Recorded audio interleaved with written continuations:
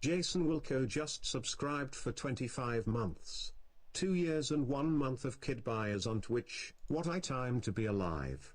Good luck to all the drivers today. Good morning, good afternoon, or good evening, wherever you're watching right around the world. Thank you, Jason, as well, for tuning in and subscribing at a Tier 1, 25 months.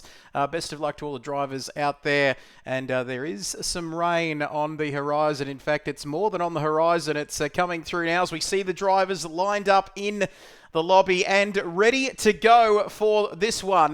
The RaceOnOz Autopolis 350 race yesterday, qualifying Friday night race yesterday, and now the big one today for Room 2. What a time to be alive as I welcome my co-commentator. It wouldn't be a stream without the technical issues, but we've moved on from that. We won't talk about yesterday, but I welcome the man alongside me, Viper. Good afternoon to you. Good afternoon, Trevor. How's things? How are we all? Wow, what a race we are set to have today. I'm so excited to be here for this one. It's going to be fantastic. That race will begin shortly. In fact, it's going to begin right now. Let's have a look at this. We are ready to go racing. All the drivers lined up on the grid. Talk about getting straight into the action. And we can see their Tank, the young man, on pole position as we get underway here. And talk us through this. Look at these conditions. First of all, Viper, it is the rain has stopped, we believe. We don't have great access to the weather, but you can see the conditions are still very tricky here. Yeah, these are going to be real dicey conditions for these guys. Of course, GT3 cars with traction control available, which is going to make life a little bit easier for these fellas. But the weather is the talking point on everybody's mind right now. What do you do? Do you start on the inter and risk it drying out, or do you go for the dry and have those dicey first few laps? It's a real big gamble, Trev. Absolutely, and we can see the young man on pole position there, Tank, in the Toyota, leading us away on a very brisk formation lap, and this will be even more important as well, Viper, given the fact that these conditions, tyre temperatures could be an issue around this Autopolis circuit. We have got 19 corners around this track, opened in 1990 for sort of private use, effectively as a private sort of motor racing facility. But have a look at that, beautiful liveries. Look at the teams. We've got Arby there, and then Dynamite as well behind him. But this formation lap, it's going to be important to keep those tyre temperatures up, Viper, as we get ready to go racing. Not too far away from getting this one going here. Yeah, halfway through this formation lap here, everyone just started to get grips with things. You can see a little bit of weaving going on in the background, but not too much. Extended warranty there, just trying to get some heat into that Mazda's tyres. I think there's a couple guys out there who are, I mean, the kitchen sink's going to be thrown at the strategy here. I'm not sure many people know what they're going to do now with the rain. Absolutely, it's going to throw the kitchen sink amongst the pigeons as we get ready to get this one underway. Final few corners here. And starting on slick's always the way to go when you know it's going to be dry. This is an ACC. Thank you, Jason. We're getting ready under the bridge with the googly eyes, as we've christened it there on Friday night. But we're almost ready to go. You can see these conditions and how this will affect the drivers as we see our pole position man. A great story there for him, the young man taking pole position on Friday night with a stunning lap. And we're almost ready to go here. The drivers, you can see them there lining up, ready to go racing down into turn 1. We're almost ready. And we're underway here in the Autopolis 350 for RaceOnOz. Down into turn 1, our pole position man Tank leads them away in slippery conditions. Dynamite down the inside, if you don't mind, making the move on Arby. Let's keep an eye on that one. Arby says, you know what, I might be having a go back at you there. Dynamite looks to cut him off. As you can see, it looks like everybody's got away cleanly. And while these two battle, Viper, it's letting our pole position man Tank get a handy lead here on the opening lap. Well, I mean, he couldn't have asked for a better start, did Tank, and he just went so early, so early in that main straight to get away, and the air gap already is huge as they're still tussling in the background. And you can see there 1.5 seconds is the lead for the young man, and we're barely halfway through lap 1. Arby there taking back P2 that he had off the starting grid. And Dynamite took it away from him briefly. Hello there, extended warranty having a look at BK down the inside. So plenty of action here on lap 1. If you don't mind, there's our third place man, extended warranty. I'm not sure what's happened with that livery. It's very sleek and very plain and vanilla. But BK right up behind him here as we look to... difficult to pass here, isn't it, in this final sector, Viper? But BK's doing all he can to just let him know he's there, and he's got a fight on his hands here, extended warranty. Yeah, this is the section where we're just starting to see those classic characteristics between the cars starting to come in. The Mazda a little bit more powerful in the straights than what the BRZ behind is, and that thing is a rocket ship in the corners in the hands of BK. And you can see extended warranty there, 4th and 5th, Savage Duck, who, beautiful Honda there, loving that livery as well. Liveries and Gran Turismo 7 best friends. There is Dash Vanguard in 7th, and then it's Saturn 9 in 8th. And these conditions, fog almost descending on this Autopolis circuit as Wiz and Herbie, 9th and 10th. Look at those brake discs just glowing there in the Japanese sky. 9th and 10th position, Kiwi versus Australia, as we see so often in sim racing there. And then it's T Feckles, as just make sure I get that one right. He's just ahead of TGT Racing, Wolfie as well. Beautiful livery on that car. We're going to we've got some nice graphics coming your way, but Half Bite down the inside. There's no love lost here, Viper, between these two at the moment. 13th and 14th position, they're going at it. And these two as well, for those who don't know, are actually father and son. So there's going to be no love lost at the team debrief. Absolutely not, as we see father and son continuing on there with this battle. And there we go, Wolfie Bite's father there, and Bite is Wolfie's son, that's right.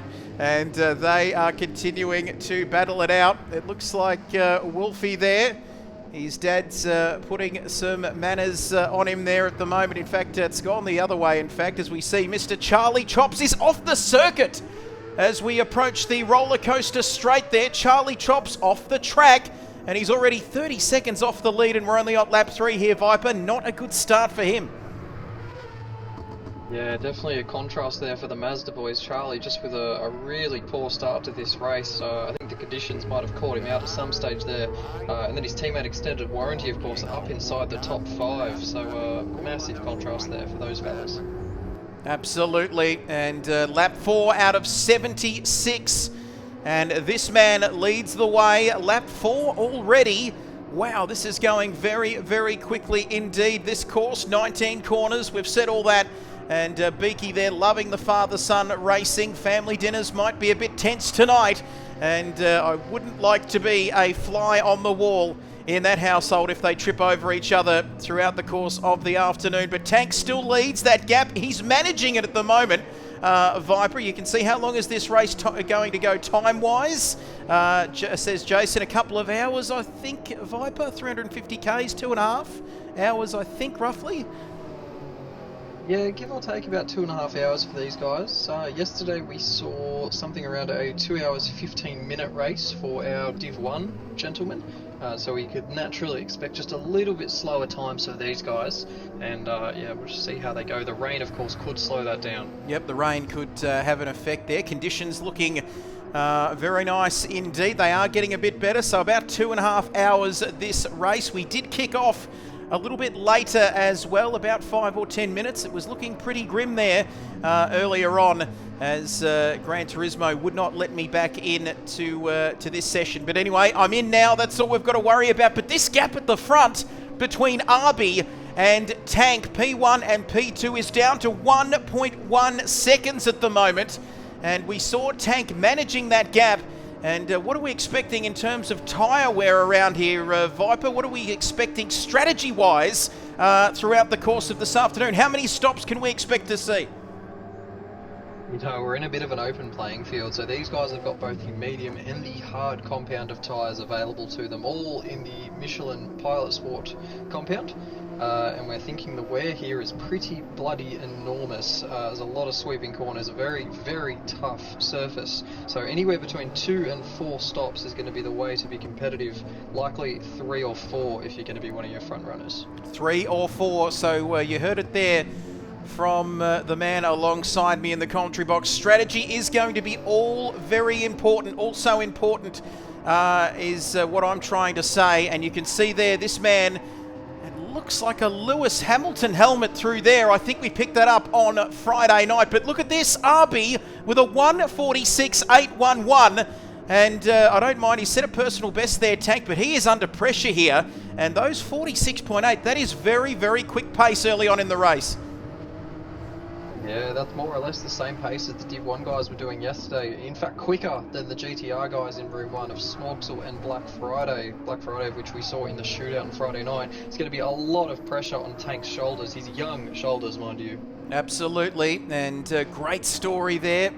And you know a lot about this young man. You helped get him into this sim racing scene here for RaceOnOz. Shout out all the socials down at the bottom of your screen. If you want to get in touch and get involved, please let us know. We're all over Discord and Facebook and X, whatever the hell it's called now. But Tank now is under pressure here. And oh boy, he is applying the pressure. More twists and turns in this race. We are expecting twists and turns here this afternoon. Beaky saying he is starting to apply the pressure. Now has a look. There's nothing wrong with having a look, but he's not going to get it done there. But I know there's, 14 or 15 other cars in this race, but I cannot take my eyes off this at the moment, Viper, because it is all happening at the business end. No, let's definitely keep our eyes on this one for now. I know it's a 76 lap race, but this lead right now is a major part of your track position, and if you can be leading this early in the race, it's a really firm stranglehold on this field. I mean, look at the gap they've got behind back to Dynamite and BK. These two are really trying to stamp their authority on this race nice and early. They certainly are, no doubt about that. And how big is the slipstream on that front straight? Big question. How much of a slipstream can they get on that front straight? But guess what, Viper? They might not need it because Arby's going around the outside. And he set himself up here for the roller coaster straight. Look at this side by side. They are racing together. Was that a nudge, Viper? Oh, was there a nudge there? Arby down the inside. Once again, as we approach 15-16, the final part of this circuit, and he has taken the lead, Liam. He is in the lead now, and what can the young man do to respond to this one? Wow, what a fantastic move by Arby there. He set him up so early. You just saw him kind of plotting it in his head. What was he going to do? And I think now we just got to watch what's the response going to be from Tank. That Supra, its benefit of the car is its power. It's got a lot of legs under the bonnet of that thing, a lot of horsepower. We'll see if he's just close enough to stick with Arby heading here into turn 1. That slipstream does a lot of work in GT7, probably a lot more than we're used to seeing on ACC. There we go, big slipstream there. This is an ACC, this is Gran Turismo 7. And let me tell you, this is fantastic stuff here. Lap 7 out of 76.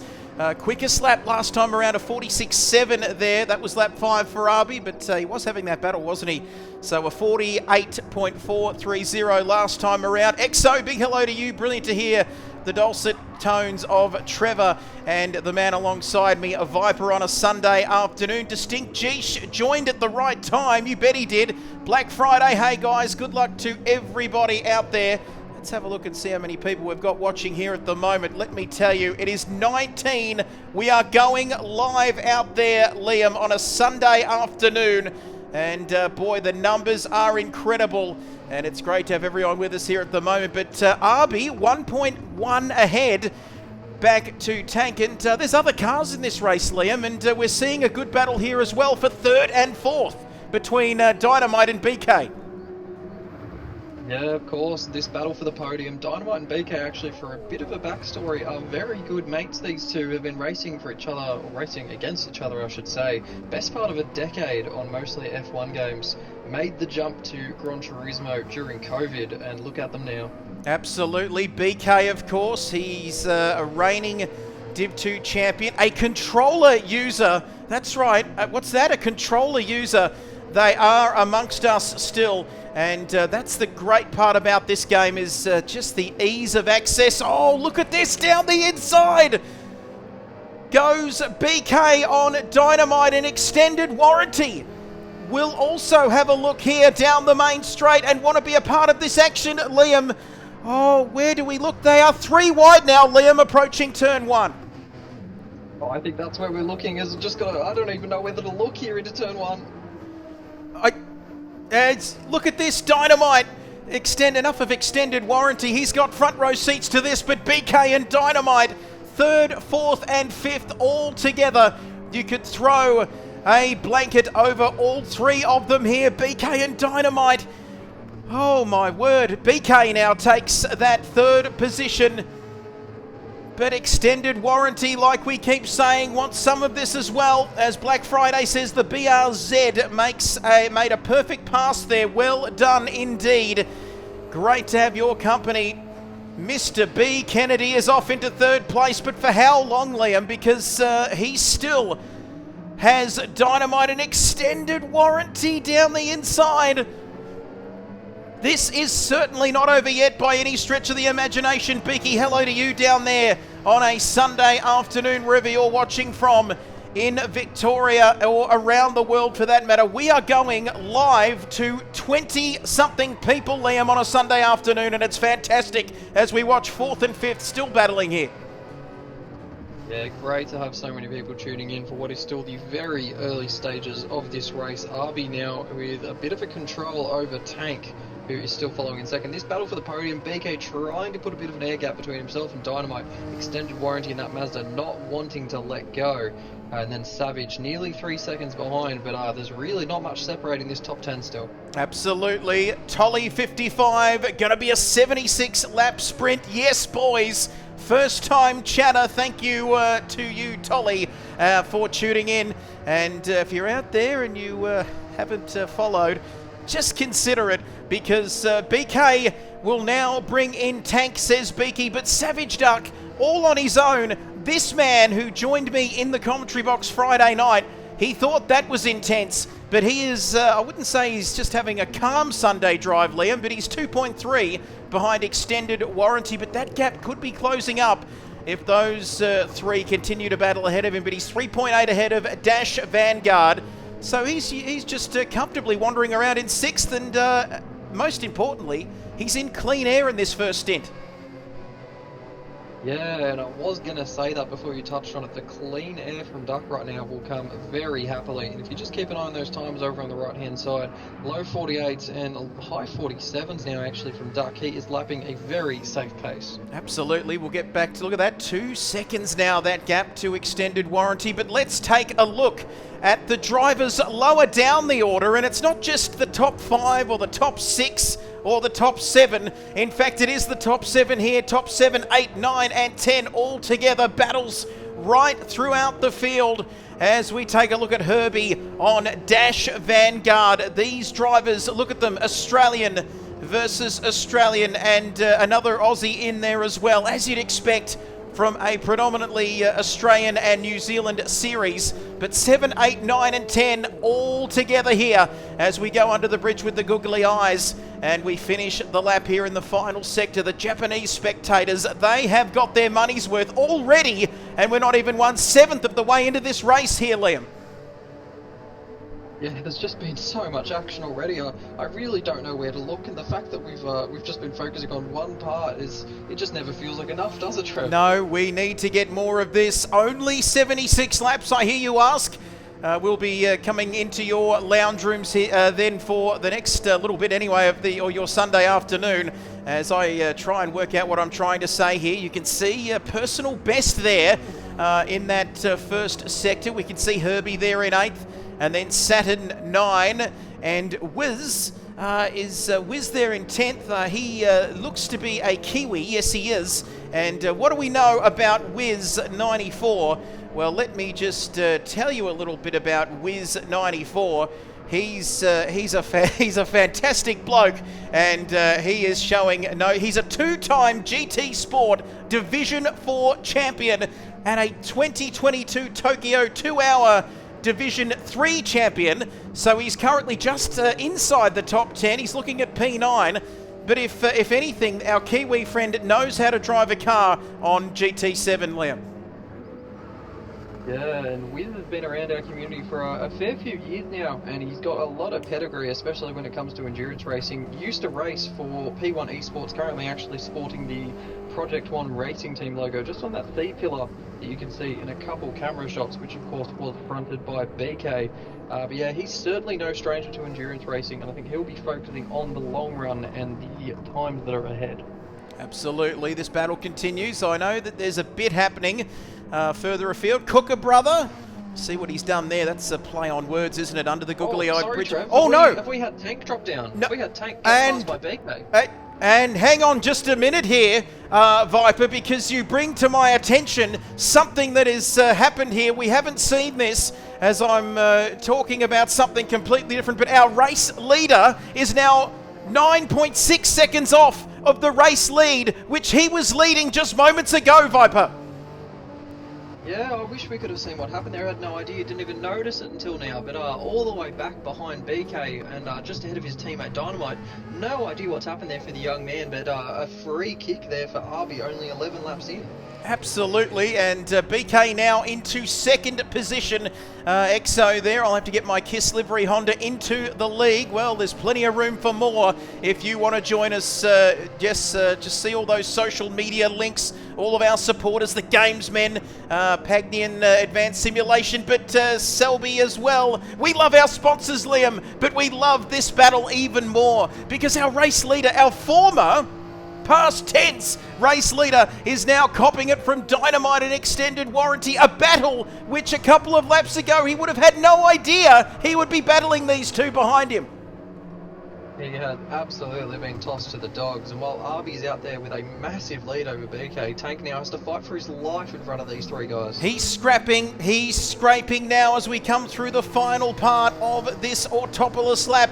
Through the second hairpin turn we go, and the final corner of the track, which is called the final corner, but it's not really, is it? Because there's another slight kink as we go onto the start-finish straight, and here they come now. Third, fourth, and fifth. They're racing in groups, aren't they, here at the moment? As Beaky just advising Tank, looks like he will drop down the field. I think it's a pretty safe bet at the moment. Unfortunately for him, the young man, we said that could the pressure get to him? That Lewis Hamilton helmet started him off very nicely indeed, but now he is struggling. And we've got a question coming in. Beaky just asking Viper a question to you, Liam. Is Tank having tyre issues? He'd love to get your thoughts on whether he is having some tyre issues, the young man there. Yeah, absolutely. It's a fair point raised by Beaky there. I think just with the way that the wets work on GT7, he's probably lapping a bit quick. Oh, is there a bit of contact there between himself and extended warranty? But just quickly, yeah, I tend to think he's probably on dries just with the laps that he has been setting, but clearly not really settling into that rhythm as well as he would have hoped. And that answers your question, Beaky. Great to have you with us. Thank you to everybody out there watching. 17 of you on your Sunday afternoon. I feel a bit... oh, look at this. I feel like watching this battle for the moment. Tank down to 5th. He's 15.9 now off that lead. We'll keep flicking through here. That's okay, Beaky. Savage Duck, who was... we talked about him having that clear air, being able to see, get those tyres into a good range there, of course, without battling too many people. But he might have a battle on his hands here as he's coming up to the young man there in 5th. And then it's Dash Vanguard in 7th, Saturn 9 in 8th, then it's Herbie, then it's Wiz, the Kiwi there down in 10th, and then TGT Racing 11th in the Mitsubishi. He's having a very nice time of it down there, but you can see there that the Mitsubishi, as Tolly has just followed the channel. Thank you for becoming part of the wonderful community. And myself, Liam, and the rest of the crew here on the channel, we will not let you down. And it's great to have you as part of the family. But TGT is, what's that last time around there? He's into the 149s, so setting some pretty consistent pace. Half Bite in 12th, and then it's T. Feckles there in 13th. Wolfie and Mr. Charlie Chops having a battle for the last 2 places, but battles from the front to the back. And it's all happening even down at the back of the field here. Wolfie and Chops getting amongst the action too. Tell you what, it's always super refreshing to see these guys battling, even when it's something like 14th. There is nothing separating these two. As we see them come onto the main straight, look at this, a bit of slipstream. We were talking about that and earlier on in the broadcast. I'm definitely not a dinosaur, says Tolly, all over the Twitches and TikToks. There we go. I finally worked it out. But thank you, Tolly, for the follow. And it's great to have you with us here this afternoon. We might get back to the front and look at this man and who's dominating this race. 9.7 seconds, and the advantage of being this far ahead. Look at that. 46.1 there, lap 9, and he's Mr. Consistency at the moment. 46s and 47s mostly. And, well, he can see the second place man. He can just see him in his rearview mirrors. But when you're 10 seconds now in front, 14 laps into a 76-lap race, it's this man who's going to be able to make the strategy calls. Of course, Liam, he's going to have, he's going to literally in pole position when it comes to race strategy here, because whatever he does, he's got first call on the pit stops. Yeah, and strategy's going to really start coming to the tip of our tongues here. Lap 14 currently, so we're about to get to the stage where a 4-stop now would have you at some pretty even 15-lap stints. And not long after that would be a 3-stop territory, and then your unheard of 2-stop territory, which would be 3 25-lap stints, which I certainly don't recommend. Will be just after that, but it's going to become very clear very soon what strategy all of these drivers are going with. So we'll wait and see strategy-wise as we take a look. There is our race leader, the man in second place now.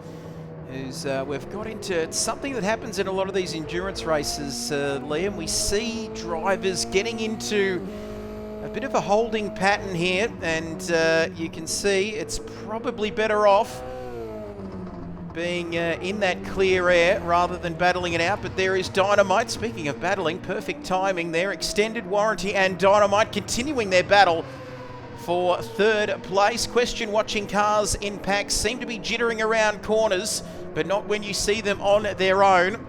I think that's a bit of a Gran Turismo issue. Extended Warranty.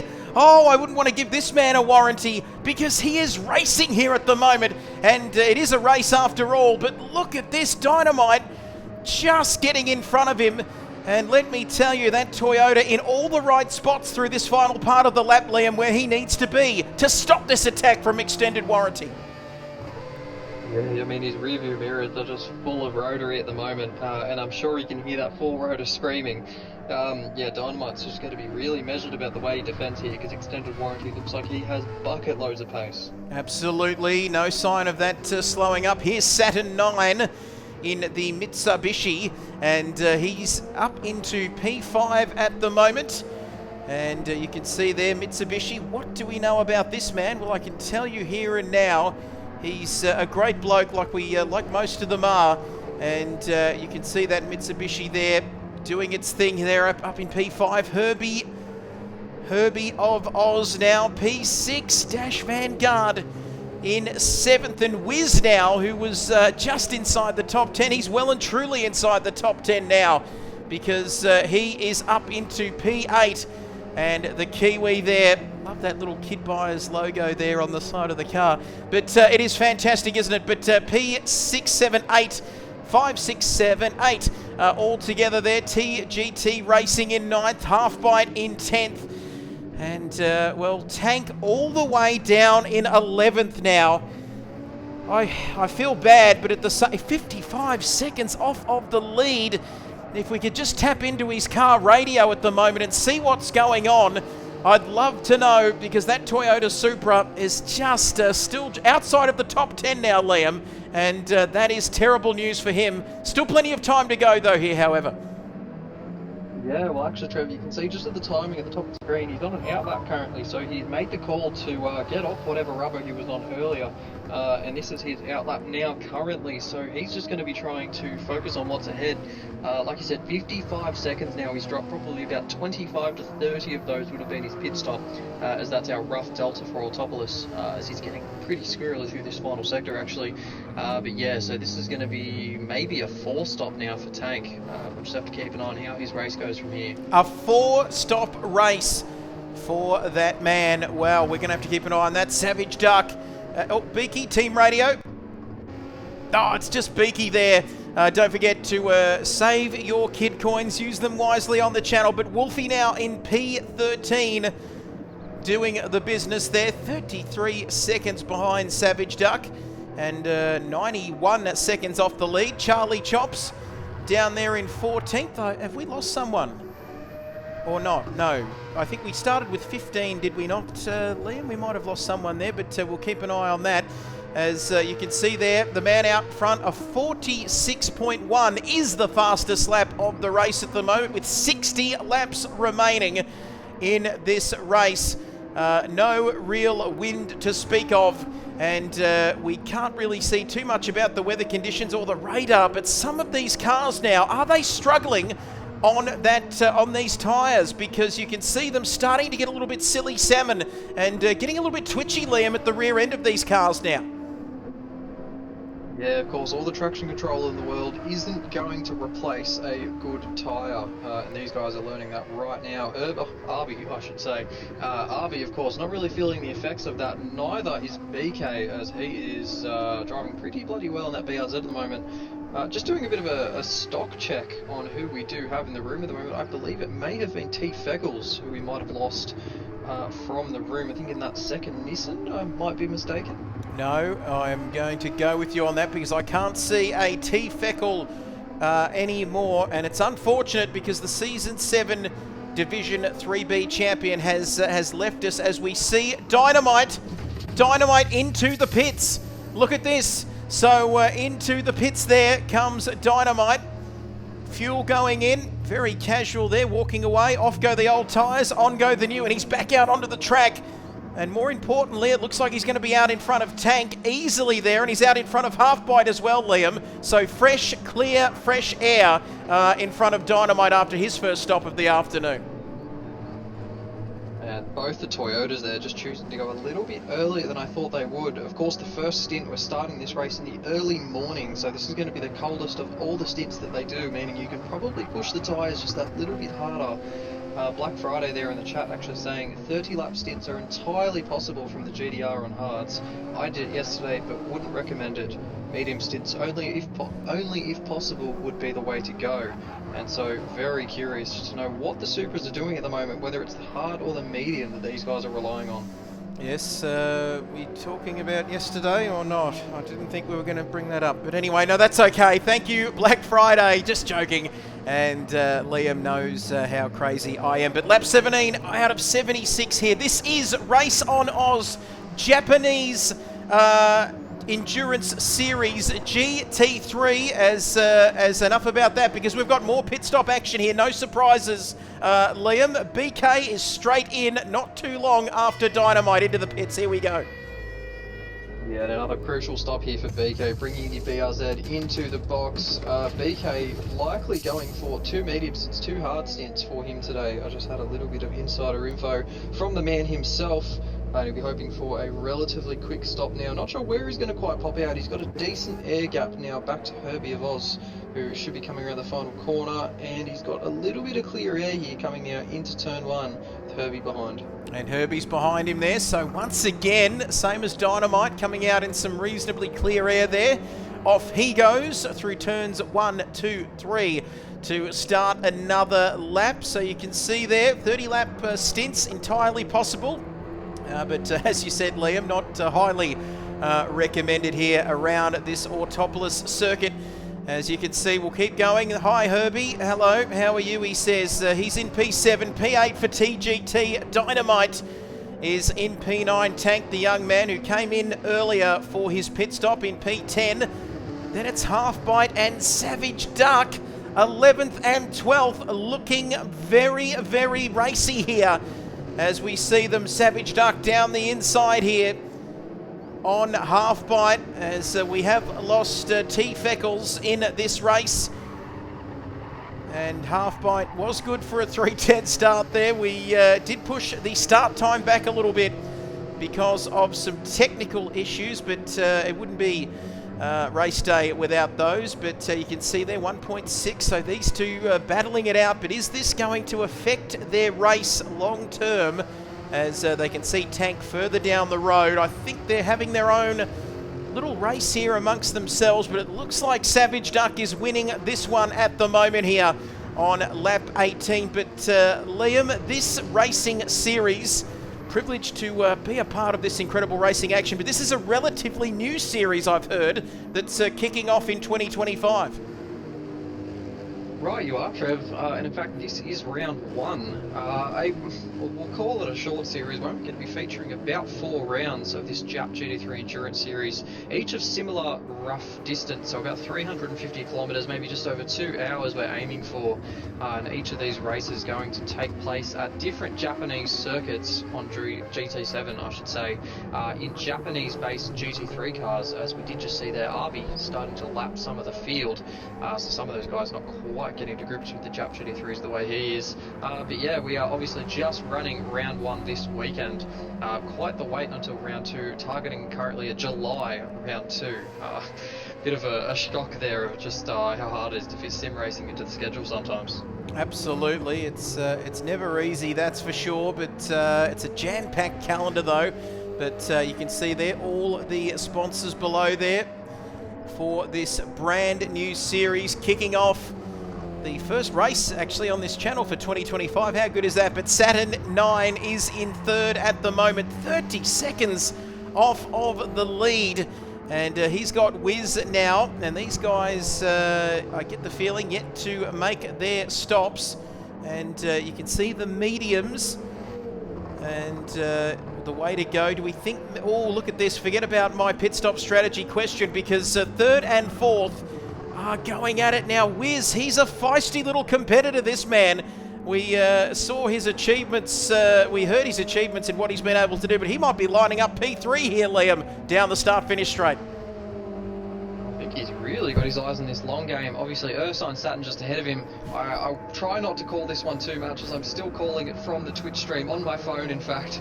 But yeah, it looks like Ursign's still going to be able to hold on. The BRZ just hasn't quite got the legs in the straight. All in the cornering is the strength of that car. As we see Herbie of Oz, actually the teammate of Wiz, peel in into the pits. Might be able to just help you out there a little bit if we can. And we can see there this battle continues for P3 there. I've just started up something in the Discord for you, a little surprise for you, which might be more real time as to what's going on. As you can see there, this continues though, however, this battle. P3, that's what I'm talking about. And P3 and P4 together there as we continue on. BK in clear air now. And you can see 37.6 off the lead, 7 behind Wiz, but 10 ahead of Dynamite as well. And there we go, P5, P6, P7 for the young man in Tank. They are using all of that curb and then some as they go through that part of the lap. And boy, oh boy, it's a very fast-flowing circuit. 18, 19 corners here. And there we have it. So that man in P7, P8. Hopefully that's a bit easier for you now. The man alongside me in the commentary box, Liam, a.k.a. Viper, who's a very handy racer yourself, if I don't say so. But TGT as, hello, race leader Liam into the pit lane. Yeah, and Arby choosing to stop now, and that's a short fill actually for him, so only up to 81 litres Arby filled up, and importantly going to come out well ahead of his closest competition in BK, and 8 seconds behind Extended Warranty, who's chosen to stay out now, currently on his 20th racing lap. Incredible. So elected to stay out. Saturn in the pits. He's dropped down the field. As we see well, he's not our race leader anymore because Extended Warranty now is in the pits. I think there's something going on with those liveries, isn't there? Because it's showing up sort of in my little preview window as being a jazzy looking purple number.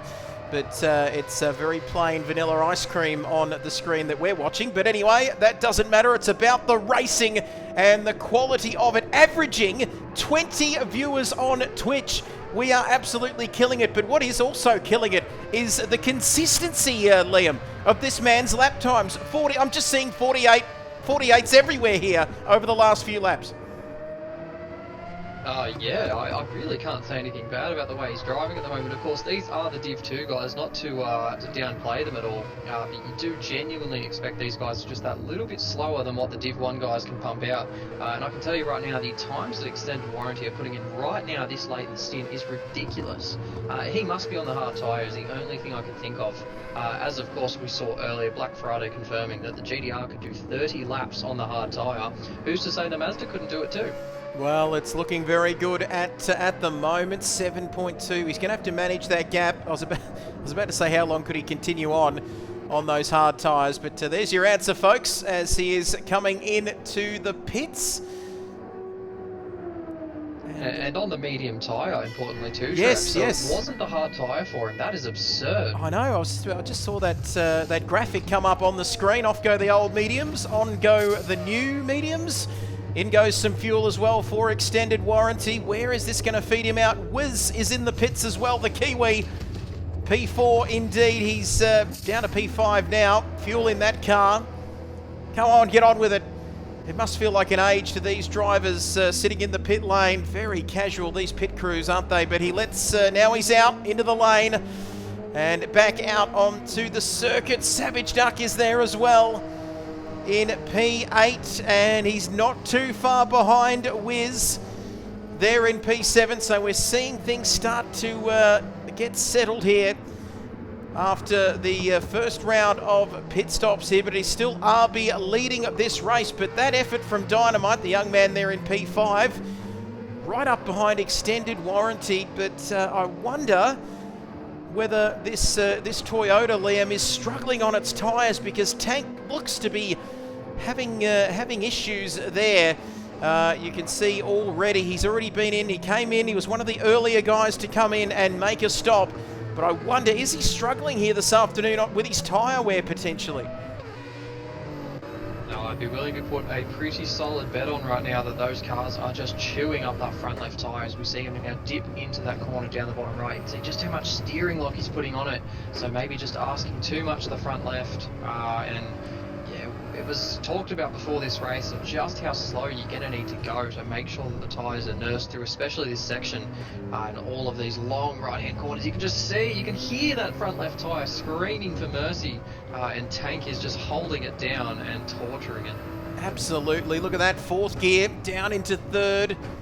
You can hear it too, can't you? You can see those marbles off the racing line there at the edge of the track. But here we go onto the start-finish straight. Just discovered that I've got an R1 button, Liam, as well to change the cameras. But how good is this? Lap 23 of 76. Why is it going so quickly, Liam? It is going very quickly, this race, isn't it? We are 40-something minutes into it. But you can see their Tank now just looking to struggle on those tyres. Here's another camera angle. Look out, I've discovered how to change these cameras, and this gives you an even better view of the steering inputs there that you heard Liam talking about through this middle part of the lap.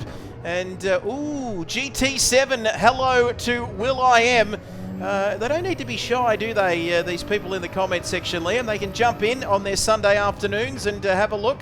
As Black Friday, they're using the Sim Dashboard app to help him see the tyre temps and other important numbers. Highly recommended to all. And I was going to get a quick question to you, Liam, about this circuit. Is it traditionally does it traditionally eat up these tyres, or is it just about managing them? And second of all, do you like this track as well? There's a couple of questions for you. Wow, we've really got some weighted questions in here. Thanks, Trev. As we jump in to that tyre one, actually, this is traditionally a bit of a tyre eater. Of course, that abrasive surface loves to chew on that Michelin rubber that we're using today. Most other cars do suffer the same fate, whether we run in the open wheelers, GT4s, you name it, it eats tyres. As a result, no, I'm not the biggest fan of this track. I do like racing here. I think it has the potential for a lot of interesting side-by-side action, but just as a bit of a rule of thumb, I think it's just a bit taxing to drive on hot lapping wise.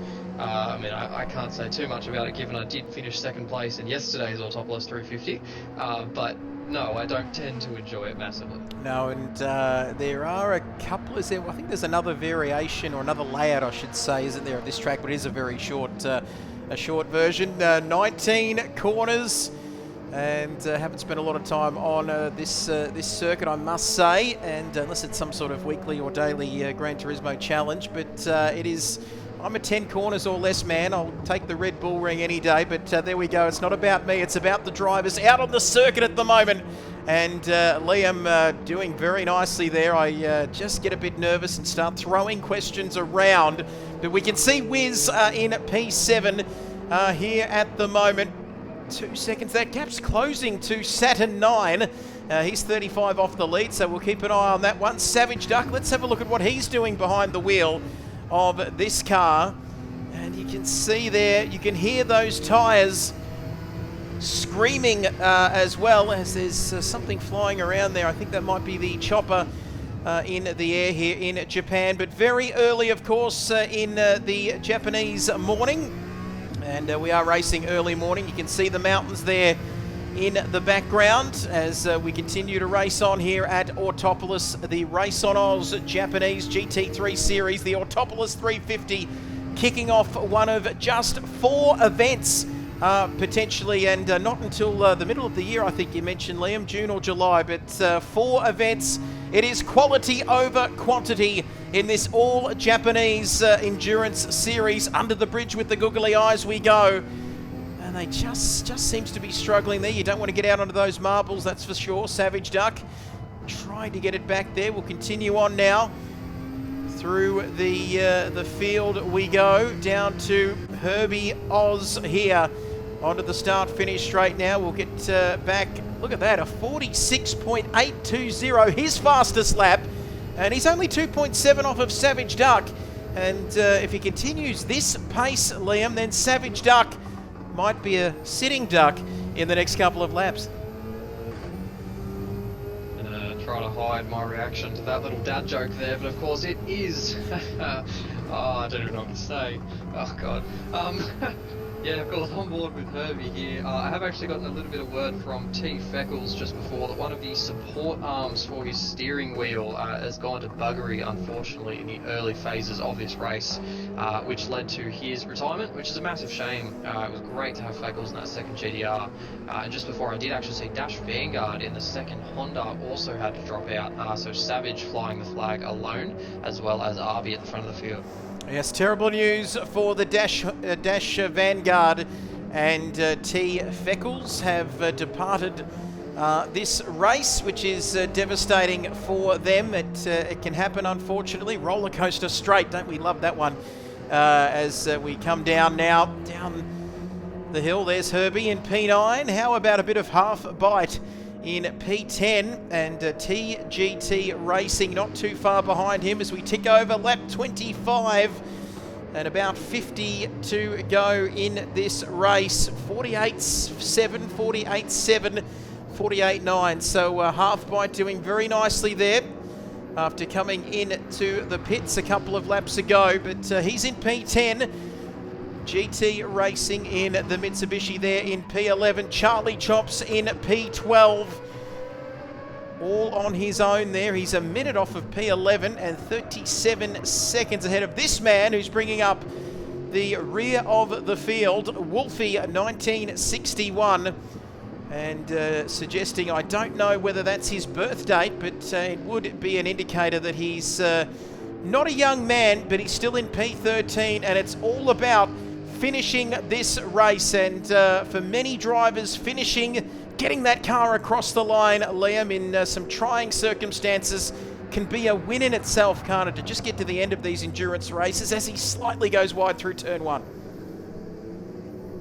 Yeah, Wolfie, one of those guys who again has been with us for a very, very long time. I expect if there's going to be anyone who can stick it out in trying circumstances, it's absolutely going to be him. If you don't mind, Trevor, I wouldn't mind waffling on a little bit about Wolfie while we're watching him. Of course, the father of Halfbite, who is up in 10th at the moment, actually a great job there to pedal the Lexus into 10th. But Wolfie, who is currently getting blue flags to the leaders behind, joined us back in GT6 of all time, so well before we went to GT Sport in 2017. Is a controller warrior as well, has a Div 4 championship to his name, a massive, massive passion for racing, and could well be our oldest driver in the field. Fun fact, if you want to call it that, he fell 110 feet in 1984 when he once worked as a rigger. That is, he's lucky to be with us, and that's a incredible piece of information there. But you can see, like you said, he's a controller man as well. I think he might have some blue flags here. It's difficult in this part of the circuit, though, isn't it? In all fairness to him, Liam, he can't just sort of jump out of the way too quickly, can he, in this final part of the lap there? But I think that might be the P10 man going through, if I'm not mistaken there. No, I think that's absolutely right. That'd be Bite going through, and he might be just doing a little bit of defensive work actually on TGT behind, who I'm sure will be screaming for him to get out of the way there. And it is a difficult section to get out of the way for sure. I almost think he might have been able to let him go a little bit earlier than this, but TGT now should be able to sweep by on the inside as Wolfie waves goodbye to his son as he disappears down, still running in P10.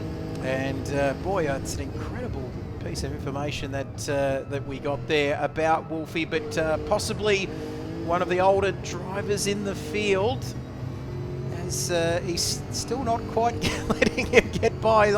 I shouldn't laugh, but you can see there he's making him work for it, isn't he? And now TGT Racing gets through. That's not going to exactly help him out too much, is it, in that battle with Halfbite? But there we go. What a it's great to have Wolfie with us. He's seeing his son off into the distance there. But we're going to get back to a bit of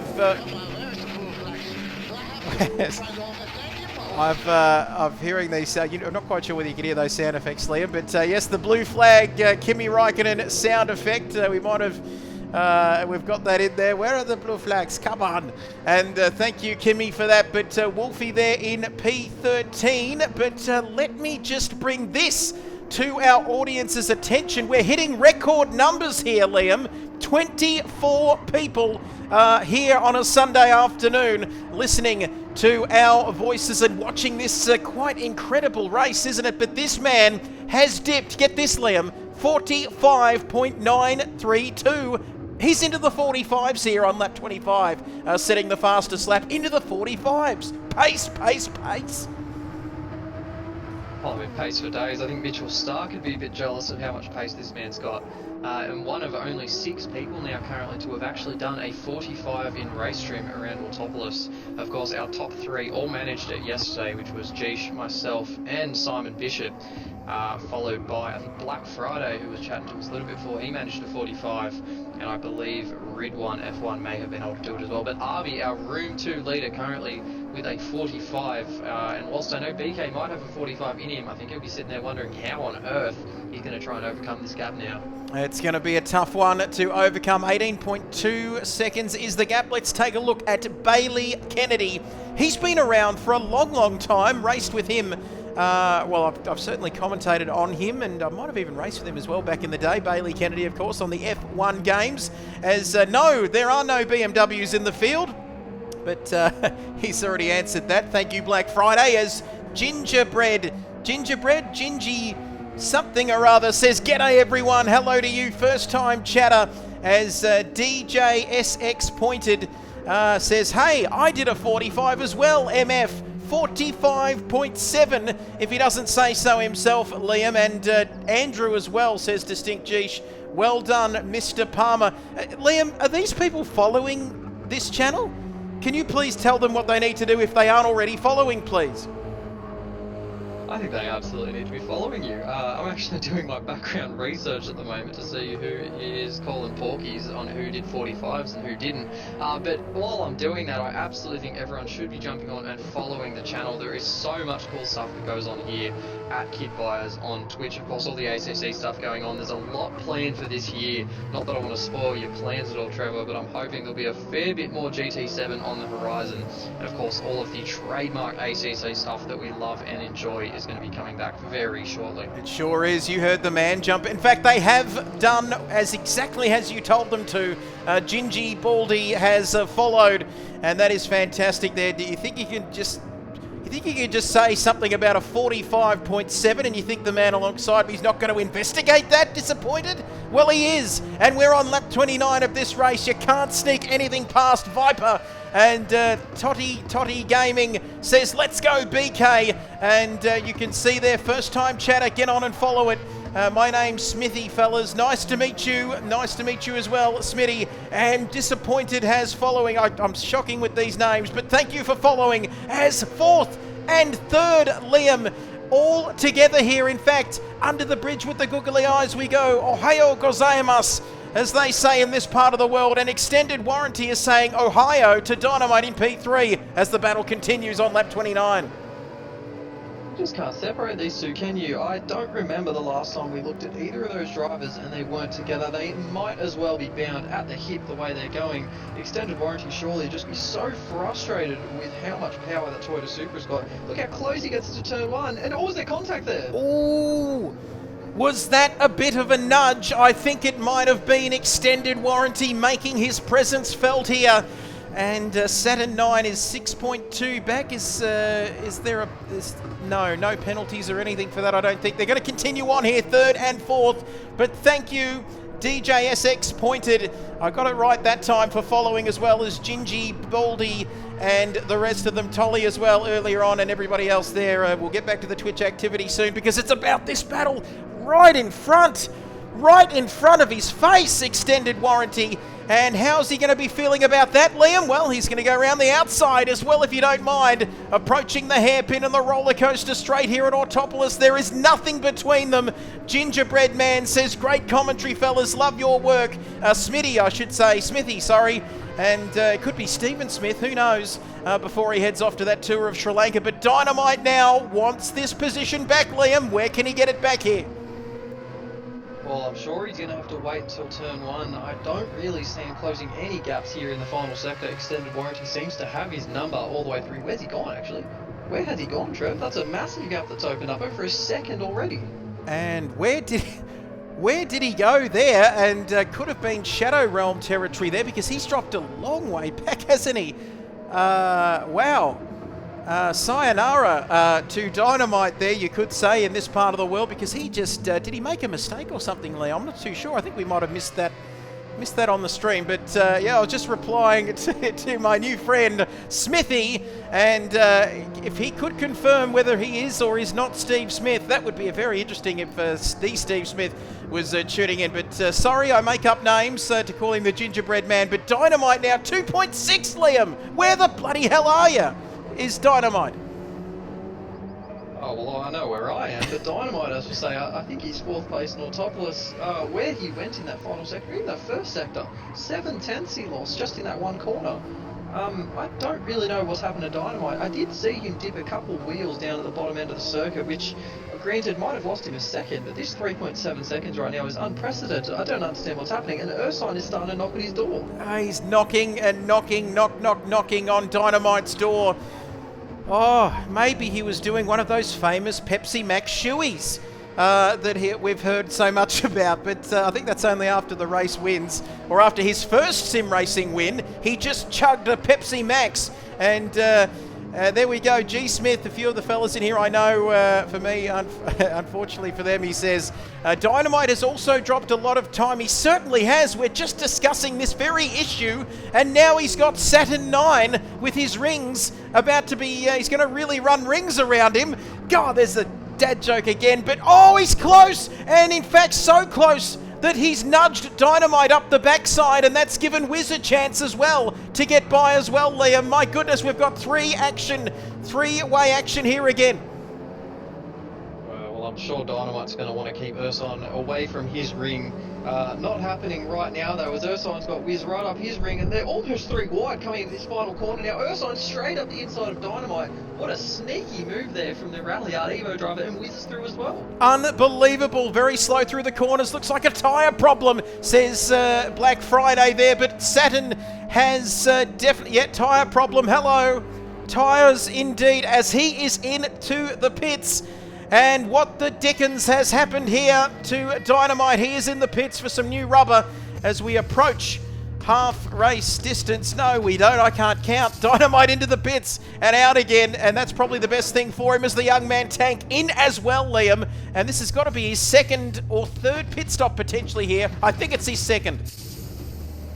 Yeah, I think simultaneously 2nd pit stop for both of the Supras, so just, I guess, confirming what Black Friday thought, I think that is a tyre problem for both of those Gazoo racing machines, and just not really keeping the tyres underneath their wagons right now. Absolutely. We talked about tyres. We know that it can be a bit of a tyre eater, this circuit. Half bite inside the top 10. Tank out onto the circuit. It's a funny old pit lane here, but he stays in P10. He's going to be under pressure from TGT Racing, and he's split those two up, hasn't he? You can see there, he's popped out between TGT and Half Bite. There's Charlie Chops. 119 off of P11, 58 ahead of Wolfie. And here comes Wolfie now. And we rode on board with the big, I love that livery, Liam, Big Bad Wolf. And, well, what's the time, Mr. Wolf? It's a 21.4 through that first sector. And he's enjoying himself, though, isn't he, Liam? We had a good chat about this man a little bit earlier on. He's 3 minutes 48, so what is that, a couple of laps potentially off there? But he's consistent. He's doing his own thing. He's doing 53s, 55s there. On the last couple of tours, but we'll leave him up to that for 23 seconds. I'd love to get an insight into your brain if we could, please, Liam, and for the viewers out there. Savage Duck is into the pits as well, but what is going through Arby's mind at the moment? We're approaching half race distance. He's 23 seconds in the lead. Is it easy to lose focus, or what are you thinking if you're 23 seconds into the lead of this race at the moment? Is it just about consistency, getting those lap times and punching them out one after the other? Yeah, I think in his shoes, which I nearly was in yesterday if it wasn't for those pesky BRZs, I just think you've just got to be focusing on the lap ahead. You've got to be really looking at your tyres, making sure you're not overloading that front left tyre. Of course, we've spoken so much about the fragility of the Michelins on these GT3 cars around Autopolis, and for Arby at the moment, he's just proving just how long he can go on these tyres, and just how careful he's being right now. That 23-second gap has opened up as of late to BK. And he's just really got to focus on tyre management right now and keeping your head in the game. Of course, fatigue will slowly start to creep into it. We're over an hour into this Autopolis 350 Enduro right now, and we're not even halfway there, Trev. So it is a long, long race, and of course, the human body, I guess, probably wasn't built to do that long on a video game. No, I'm not sure whether it was meant to sit that long in front of 3 or 4 screens and talk about it, but that's what we're doing here, and that's what we love to do. Not even half race distance in this round 1 of the GT3 RaceOnOz Endurance Series. 31 viewers. We are hitting these numbers, Liam, which is incredible, really. 31 viewers.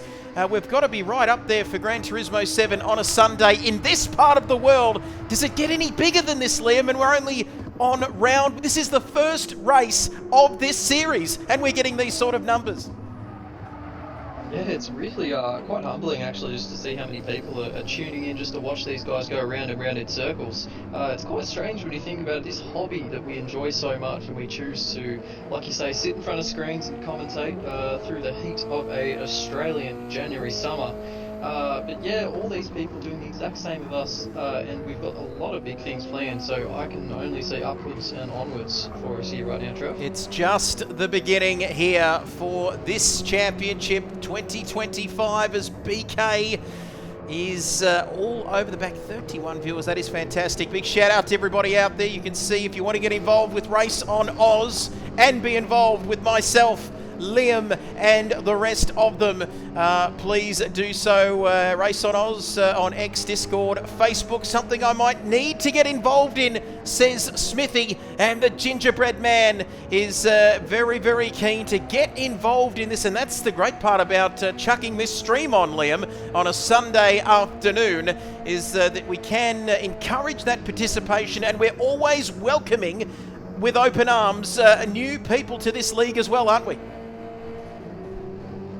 Yeah, Rouge has always prided itself, if that's the right word, but we've always been really proud of just who we invite to our league and how many people we just offer an opportunity to.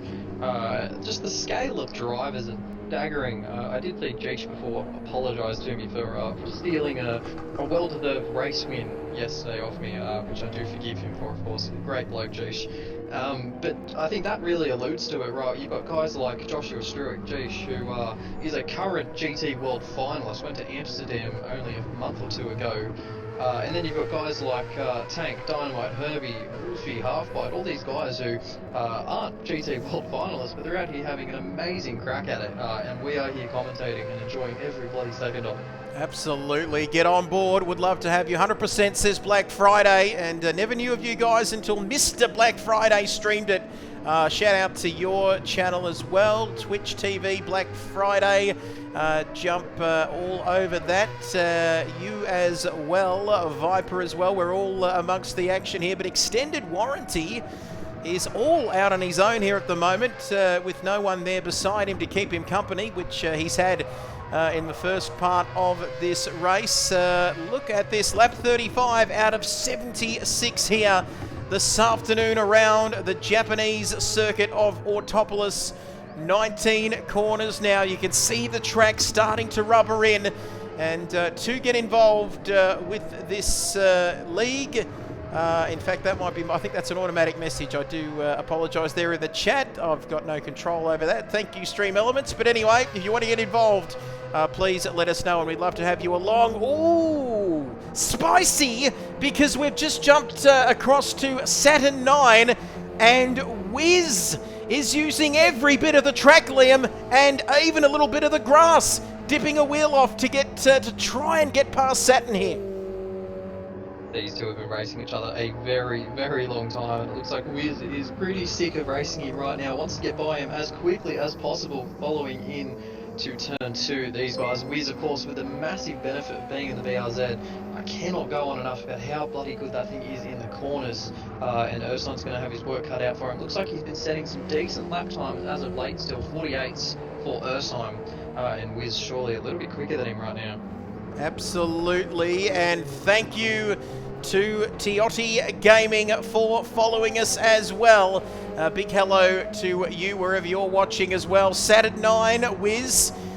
So 4th and 5th respectively. Still not a lot happening there for Wiz, who's still, that battle's going on now. Ooh, Herbie. And you can see there just 2.7 now between Herbie and Wiz, as he's down half a second there in that second sector now. Roller coaster straight. Look at that, 4th, 5th and 6th all in the one picture. Dynamite is all on his own there. Then Tank. And how have you seen this man's race, Liam? Got that pole position in sensational circumstances, and started the race off like a house on a cat on a hot tin house. And you can see now he's just dropped down the field a little bit now. P8, how have you seen his race overall? Yeah, I mean, not much can really be said about Tank's race so far, especially when you look at the fact that he was our pole sitter and he's currently P8, over a minute and a half off the lead. In fact, he is only about 10 seconds from being lapped by the guy that he was fighting, only 30 laps to go. So it's just going to be one of those things for Tank where I think this is going to be a massive wake-up call for him for endurance racing. I think he can correct me if I'm wrong, I think this may be one of the first ever serious endurance races he has ever partaken in. And even that said, his teammate's only 23 seconds ahead of him, and Dynamite isn't a stranger to endurance racing either. So there are things to be proud of for Tank, but I think there's a lot of learning curve to be looked at as well. Absolutely, and he'll learn from this though, won't he? He's only young, he's got plenty of time to get more experience in the sim racing games. We see him come onto the start-finish straight to finish lap 36 into lap 37 now. And the quickest lap of this race, for anyone out there thinking about that very thought, is a 1:45.932.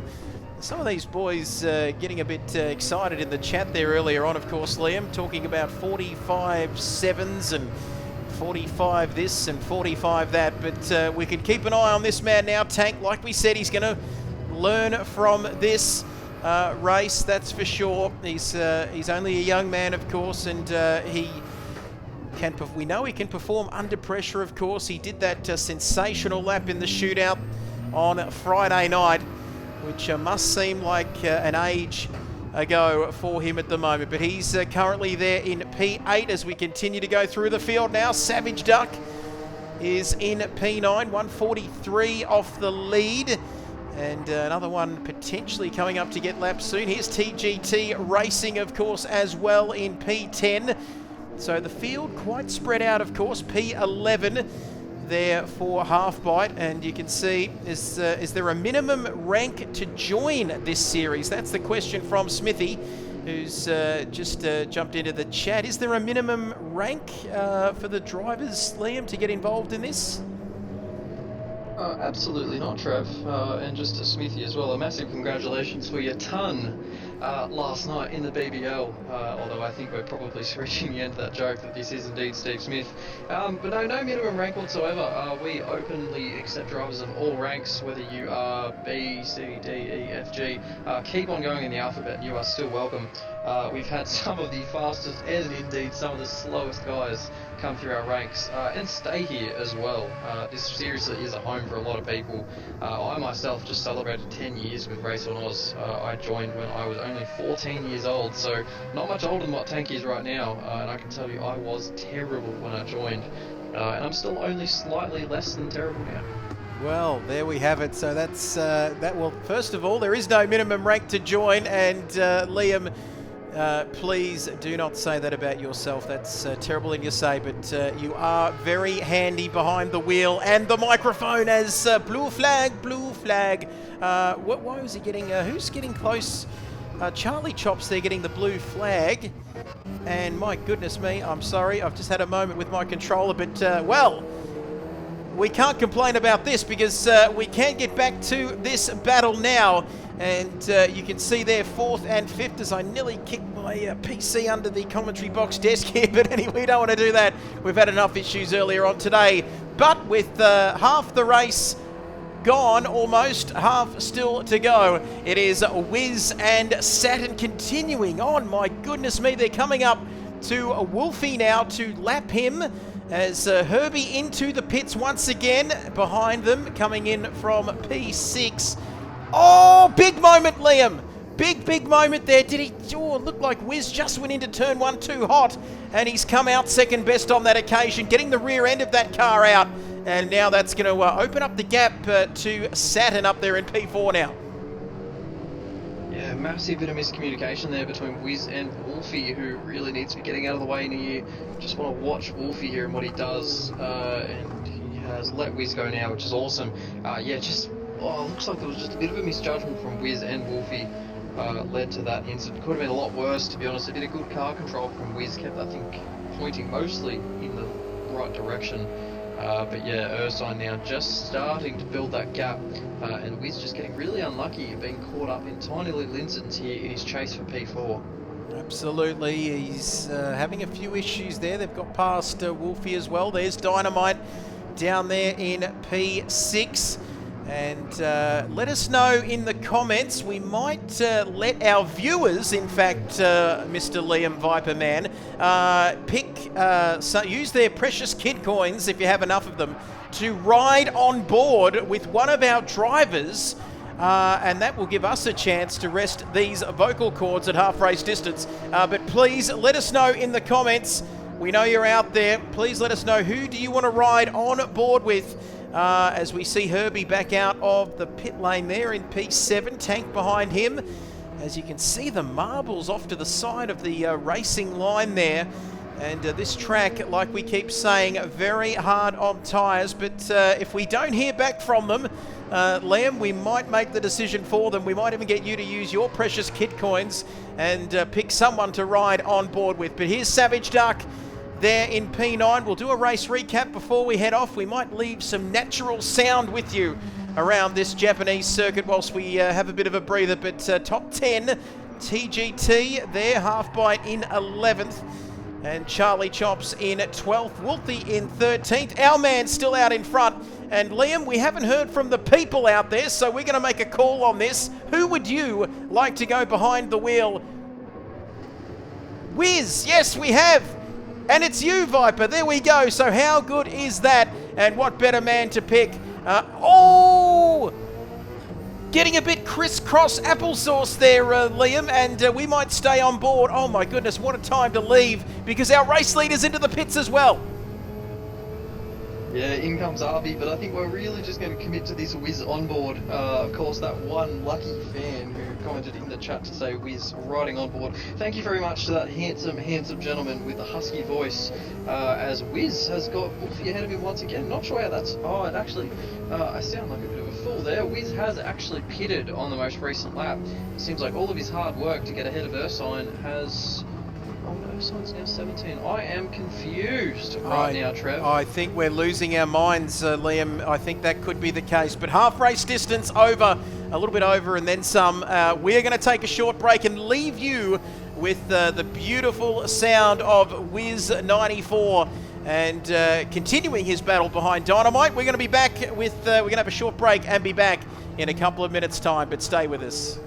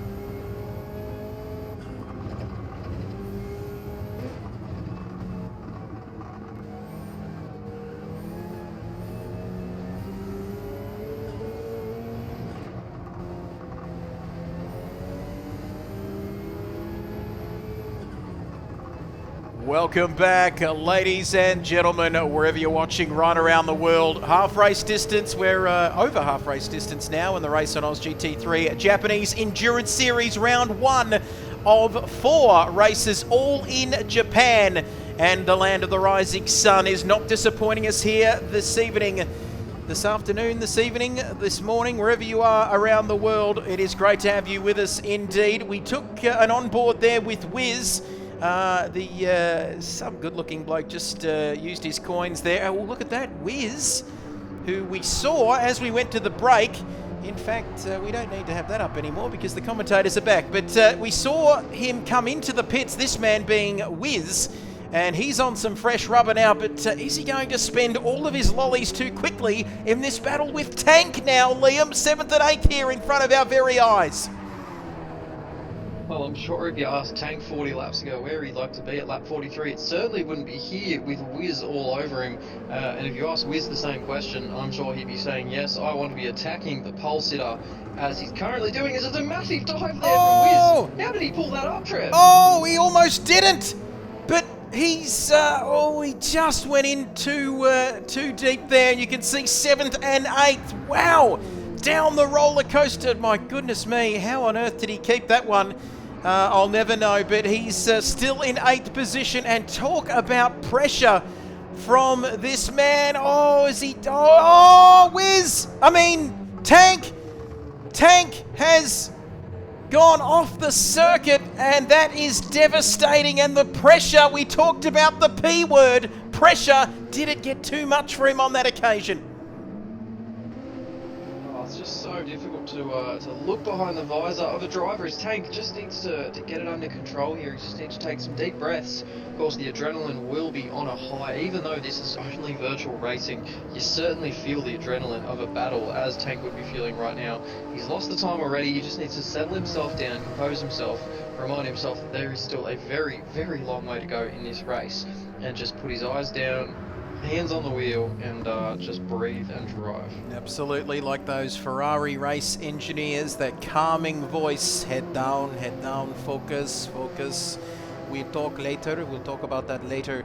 You know what I'm trying to say. But Tank there in that very nice looking Toyota, yellow and white there. Savage Duck, who was sitting there in P9 thinking, I'm having a great time here. Well, boy, have his eyes lit up, Liam, because he's got P8 right in front of him, and very much Tank on the back foot here. So Savage Duck, the man who was alongside me on Friday night, will be very keen to put a little P8 next to his name here soon.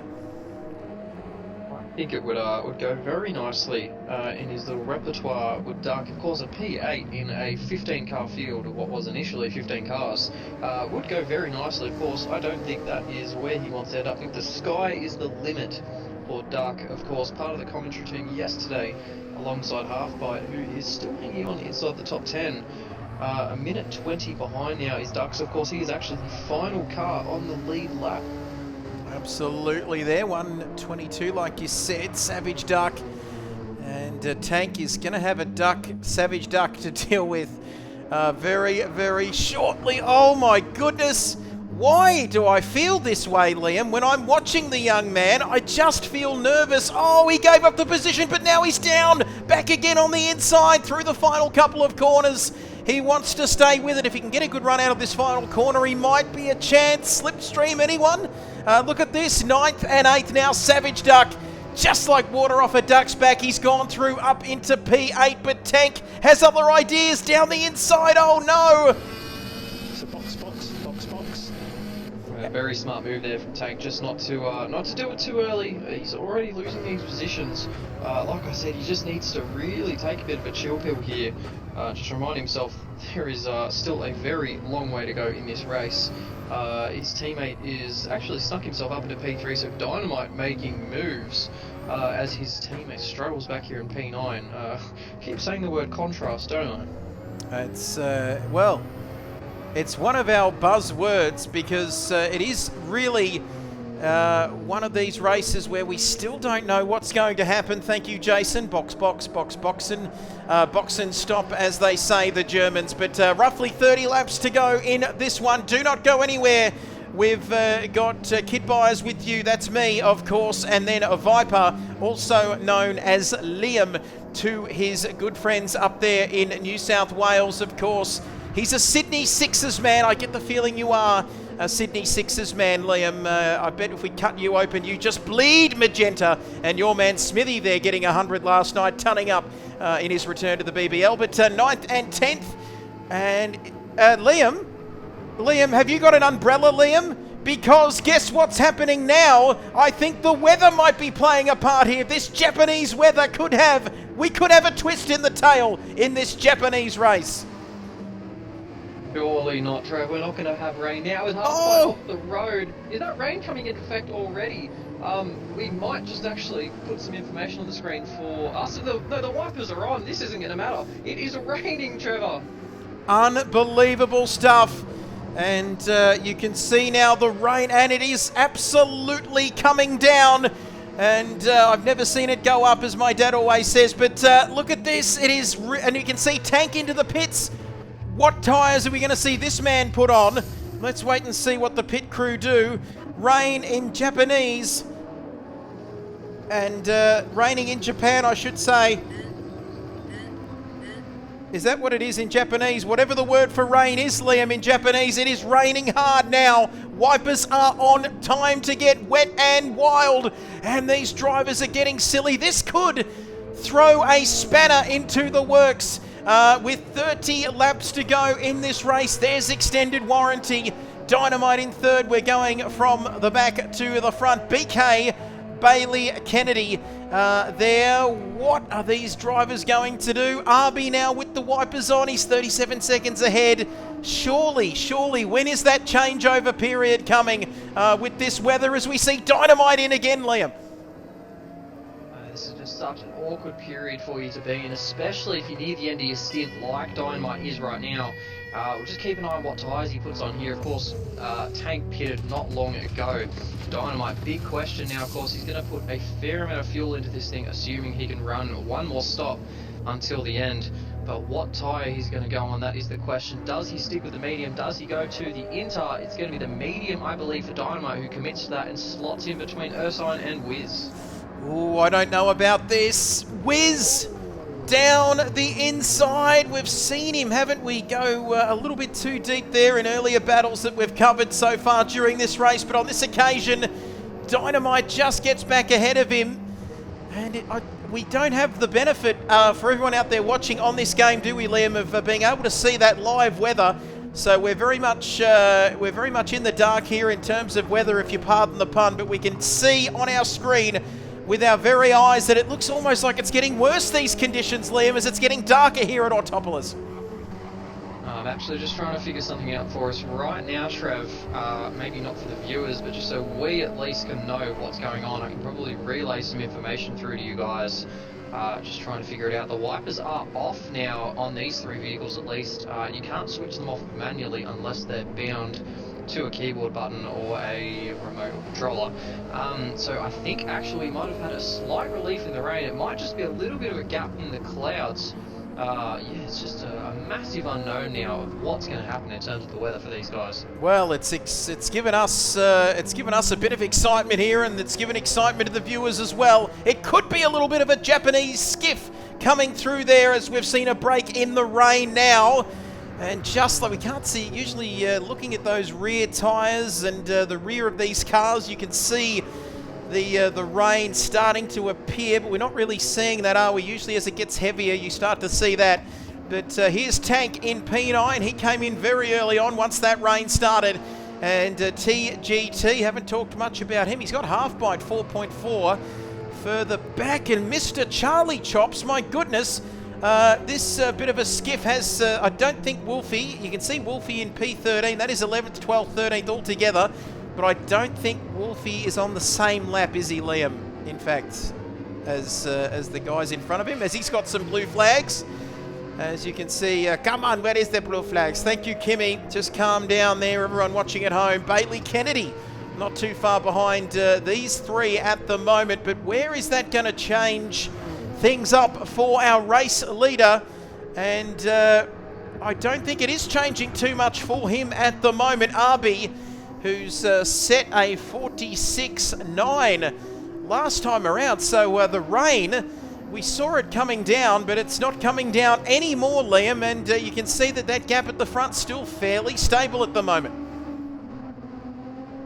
Yeah, and I can just confirm with you as well, Trev, I believe that was just a bit of a freak cell that came over, washed over very quickly, and nothing else on the radar currently. So it looks like these guys may have gotten away with it, but yeah, all these drivers probably making the right call to stay on the dry tyre and commit to these strategies that they know they need from here on out. Absolutely, and it was only a brief shower, wasn't it? And like we said, not worth coming in and losing that time. Certainly not worth coming in, losing that time as well as putting on a set of wet tyres when that rain has managed to pass over us here at this Autopolis circuit.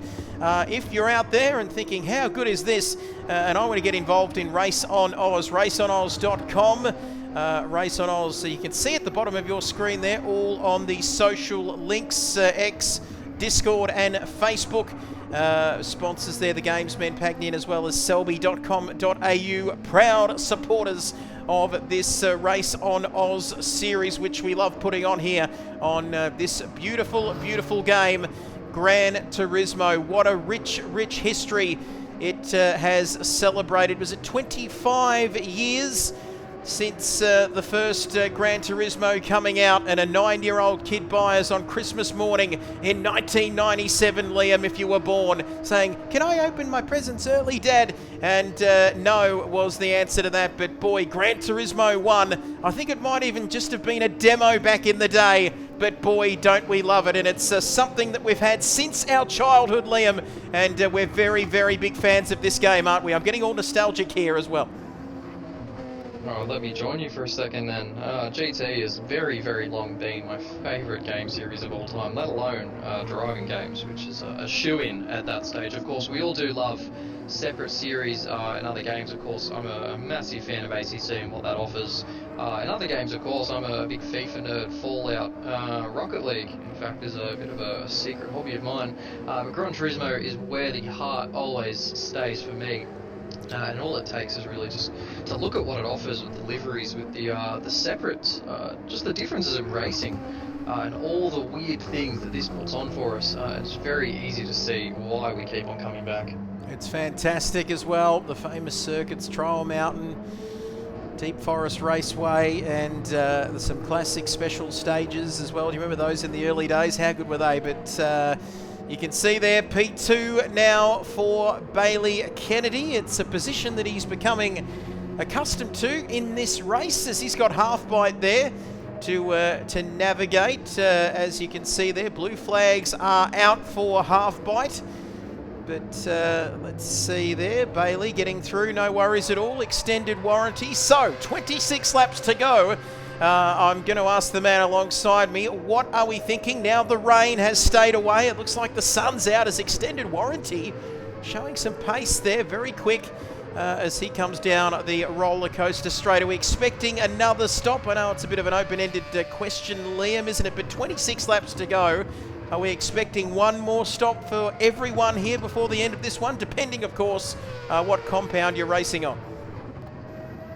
Yeah, at least one more stop here, I'd say, Trev. All these guys to do 26 laps on whatever they're on now would be pretty chaotic and difficult. Again, we have seen that these cars can do 30 laps on a set of tyres, but I'm not sure you'd be left with much at the end, especially if you need a bit of defence going for you. You're not left in the best state. Just flicking through, just thinking about who we last saw in the pit lane. I'm not sure it'll be that long before we might see guys like Herbie and even Savage Duck peel in. So they might be going for that longer stint. Of course, we didn't see the Toyotas of Dynamite and Tank pit all that long ago. So these guys might be running that shorter long stint. So just going to be interesting to see where the pace lies once we close in. Yes, keep an eye out for where that pace is going to be. Dynamite, 1.8 ahead of Wiz 94. He's one little feisty Kiwi, this man, let me tell you. There he goes. And 95% of what I play, this is Black Friday, just letting us know 95% of what he plays is GT7. Once you find a group like this, or several to race with, it becomes an awesome game. And it's an awesome game anyway, but it's becomes even better when you find some good people to race with, as that's a personal best for Wiz in that first sector. 2.1 now is the gap between him and Dynamite. 25 to go, Tiotti Gaming. I think it's about time for BK to make his trademark mistake. That's a little bit harsh, but thank you for the comment. And boy, zing, just roasting him there. Mediums should get about 18 to 21 laps for most. Should have all pit stops done by lap 58 to 60, so that will be the finish of that pit window by lap 60, and then it'll just be a straight race to the end. So thank you to Black Friday for confirming that. Wiz, there he is, Saturn 9 there in P7 now. Savage Duck, blue flags. He's getting the blue flags there. Just trying to see who's behind him there, coming up fast, approaching. And it is our race leader, in fact. So there you have it, Arby, who's dominated this race, and he had the early battle with Tank, and he's trying to make his way to the front, but it didn't take him long, and he's been there ever since. And we'll get to driver of the day maybe in the last sort of 6 or 10 laps or so, but there is Tank, the man who was on pole position. And we spoke a little bit earlier about the fact that he'll learn from this. He'll be much better for the run. 350 kilometres, 76 laps of this circuit. TGT seems to be permanently in 10th position there. And he'll be quite happy inside that top 10. As he's a little bit down on his second sector, as we're on lap 51 now. Half bite, I think the only threat for TGT might be half bite there, but that's 11 seconds the gap with 25 laps remaining. Charlie Chops now in 12th. I'm not sure why those liveries aren't showing up. Maybe, just maybe, Liam, I don't own those particular paint schemes or colours or something on the game, but that might be something to do with me rather than them. As we see Wolfie now 6 minutes behind the lead, but he is still going strongly there, down in 13th. And if anything, I've got to say that livery on that car, that gets my livery of the day, Liam. I'm not too sure about what you reckon, but that is a stunning livery there for Big Bad Wolf. It's a bit of a shame we can't see them all right now, actually, because the livery on the Evos, I think, probably has livery of the day for me, although I'm probably a bit biased given I made them. So I'll try not to talk up my own walk too much. I did actually just want to touch on something, just while we do have a second, a touch more serious actually, with Dynamite, who I'm not 100% sure we do have his livery loaded in currently. I think it's just the plain Toyota livery for Dynamite currently. Actually, yeah, it is. So if you just want to go to Tank, actually it's running the same livery with a minor change. So this was made by Dynamite. Pretty handy, if you ask me as well. Very trademark white and yellow scheme. Dynamite currently running the same livery, with the exception of currently sporting Racing for Jaden sticker on both the front and the rear of his car. And that's just a quick little shout out to his little brother, who is currently fighting cancer at the moment. And just from myself, Trev, and all of the RaceOnOz community, just want to say we're with Dynamite and the family, and just hope that comes to the best possible conclusion for those guys. Yep, absolutely. Our thoughts and prayers with the family, and yeah, it's all great fun to jump on and race these cars on this game, but it's a much bigger community, sim racing community, and yeah, we're all here for each other, and we do send our best wishes to the family, and they're racing for Jaden. We're thinking of you out there as we approach the final 23 laps of this one. There is Tank. Just to give you an idea of the livery, there's the Mitsubishi of TGT. Mr. P10, we can call him, as half bite there in 11th, 12th. I'm just trying to find where the closest battles may be.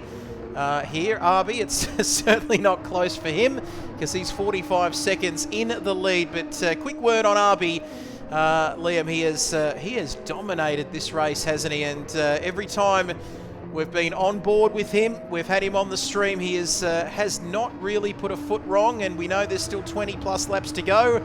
But boy, 45 seconds, 76 laps. We know it's a long race, but this has been a tremendous effort by him. He's not quite there yet, but he's well and truly on his way. Yeah, and Arby was actually a Div 2 title contestant this season in the AMG GT4 car. GT3s naturally just work out for him quite well, especially around this Japanese circuit. Jelly Mechanic actually bounced between a few divisions coming into Div 2, went from Div 4 with a race win to Div 3 with a race win, and finally found a home in Div 2 and is clearly showing his pedigree right now. This is a massively impressive drive. That's fantastic. He's every time we've seen him, that gap now almost 46 seconds. He's still got the fastest lap of a 45.738, which was much earlier on in the race. And but seriously, look at these. He's doing 46s, 47s. Incredible consistency, incredible pace from him. But well, he doesn't really need to push too hard. Of course, he's done the hard work. And let's have a look at BK here. Bailey Kennedy in P2, 13 seconds ahead of extended warranty. He's still it's a handy gap. We are going to see one final pit stop here before the end of this race here, the Autopolis 350 event, round one of a new endurance series, Japanese GT3 on Gran Turismo 7 for Ruse. And half bite there, just in P11, extended warranty coming up to him, and there goes half bite. And in the number 21 car, I believe it's our Ruse graphic designer, Wolfie's son. We know that, and great work from Halfbite as extended warranty goes through there. As you can see, this man, he's wouldn't quite say he's in no man's land here for Herbie, season 7 and 8 Div 2 champion, like we mentioned a little bit earlier on in the broadcast here. But P4, is he going to be happy with that, Liam? He's still he's not too far. It's not completely out of the question, as we think Wolfie might have left the room, I believe. We'll wait to confirm that. I definitely have just lost Wolfie, unfortunately, so not 100% sure what's happened there, but the Lexus car's now down to only one driver, which is a shame there. We've also got Savage Duck, who's just going to the pits for what is possibly his final stop. It would be a bloody long stint if he wants to go from here. Touching back on Herbie, of course, who is a couple spots ahead of where we're at now. Herbie, I think, would be pretty chuffed with P4, especially where he qualified, which was pretty deep in the 10, if not outside. So a great comeback drive to get where he is now. Somebody who I'm sure will be pretty happy with where he is at the moment is Wiz, who we're watching right now, right up the clacker of Dynamite and trying to put himself in that top 5. Absolutely, he's right up behind Dynamite's Ginger here for P5. Tolly has jumped in. If this doesn't qualify Jelly for a Div 1 drive, then nothing will. Dominant drive for him. Hashtag, I don't want to say it, Liam, don't say it. Commentator's curse. But let me tell you, there's still 20 laps remaining in this race, and we won't talk about a commentator's curse because we don't want to put any curse on him as we see this battle continuing, riding on board with Wiz. And this man is going to be exhausted over there as he sits down to dinner in New Zealand, because he has been in the action more often than not, hasn't he, Liam? Every time we've been with him, he's been in a battle of some sort, this man. Must be trying to big weld himself to Dynamite at this point, because I just cannot believe how often he is glued to his rear bumper and just can't get by him. You've got to assume at this point Wiz is just sick to death of looking at the rear of that Supra, and I think as well the Supra actually has the better tyre life on it at the moment, as I think we didn't see the Supra in pit lane that long ago, maybe within the last 10 laps, so that thing will be doing just enough in the corners to keep that very agile BRZ behind it. As you can see there, we oh, look at that. Do not take your eyes off the road for a second. And you can see there, if you just get the right control stick, you can have a look inside this man's workspace there, and behind him as well. But you can see just what he's got in front of him, and they're coming up to, I think that might be Charlie Chops there as well, Liam. Some traffic further up the field. And loving these cameras as well as we get back to the broadcast spectator camera. And, well, look at this. Is the traffic going to play a part in this? We are going to find out, not in the very not too distant future. Let me tell you, oh my goodness, there's some reason every time someone makes a move or looks to make a move there, Liam, my heart stops. And I just, as we go under the googly-eyed bridge once again, and we continue to look at this battle, you can see where is the best possible passing opportunity, Liam. I'm guessing it's on the main straight here as they come through to complete another lap under pressure, Dynamite. And they've got chops in there as well for good measure. Well, yeah, I'd definitely say the best passing would be on the main straight if he wasn't driving a Subaru BRZ, as look at the gap that Supra puts on him, especially with Charlie chops now in between these two. That is not great. Actually dives out of the way really well there, so hats off to Charlie, who could have made life really painful for Wiz there and instead keeps him in that battle. Not really sure where he's going to find a spot to get by him here. I almost think he needs to wait till the hairpin at the top of the circuit, as all through this section right here that snakes through to this first hairpin, he's really got the legs on Dynamite. Absolutely, Wiz, and that's, you can forget about straight line speed, can't you, against Dynamite, that's for sure. That's out.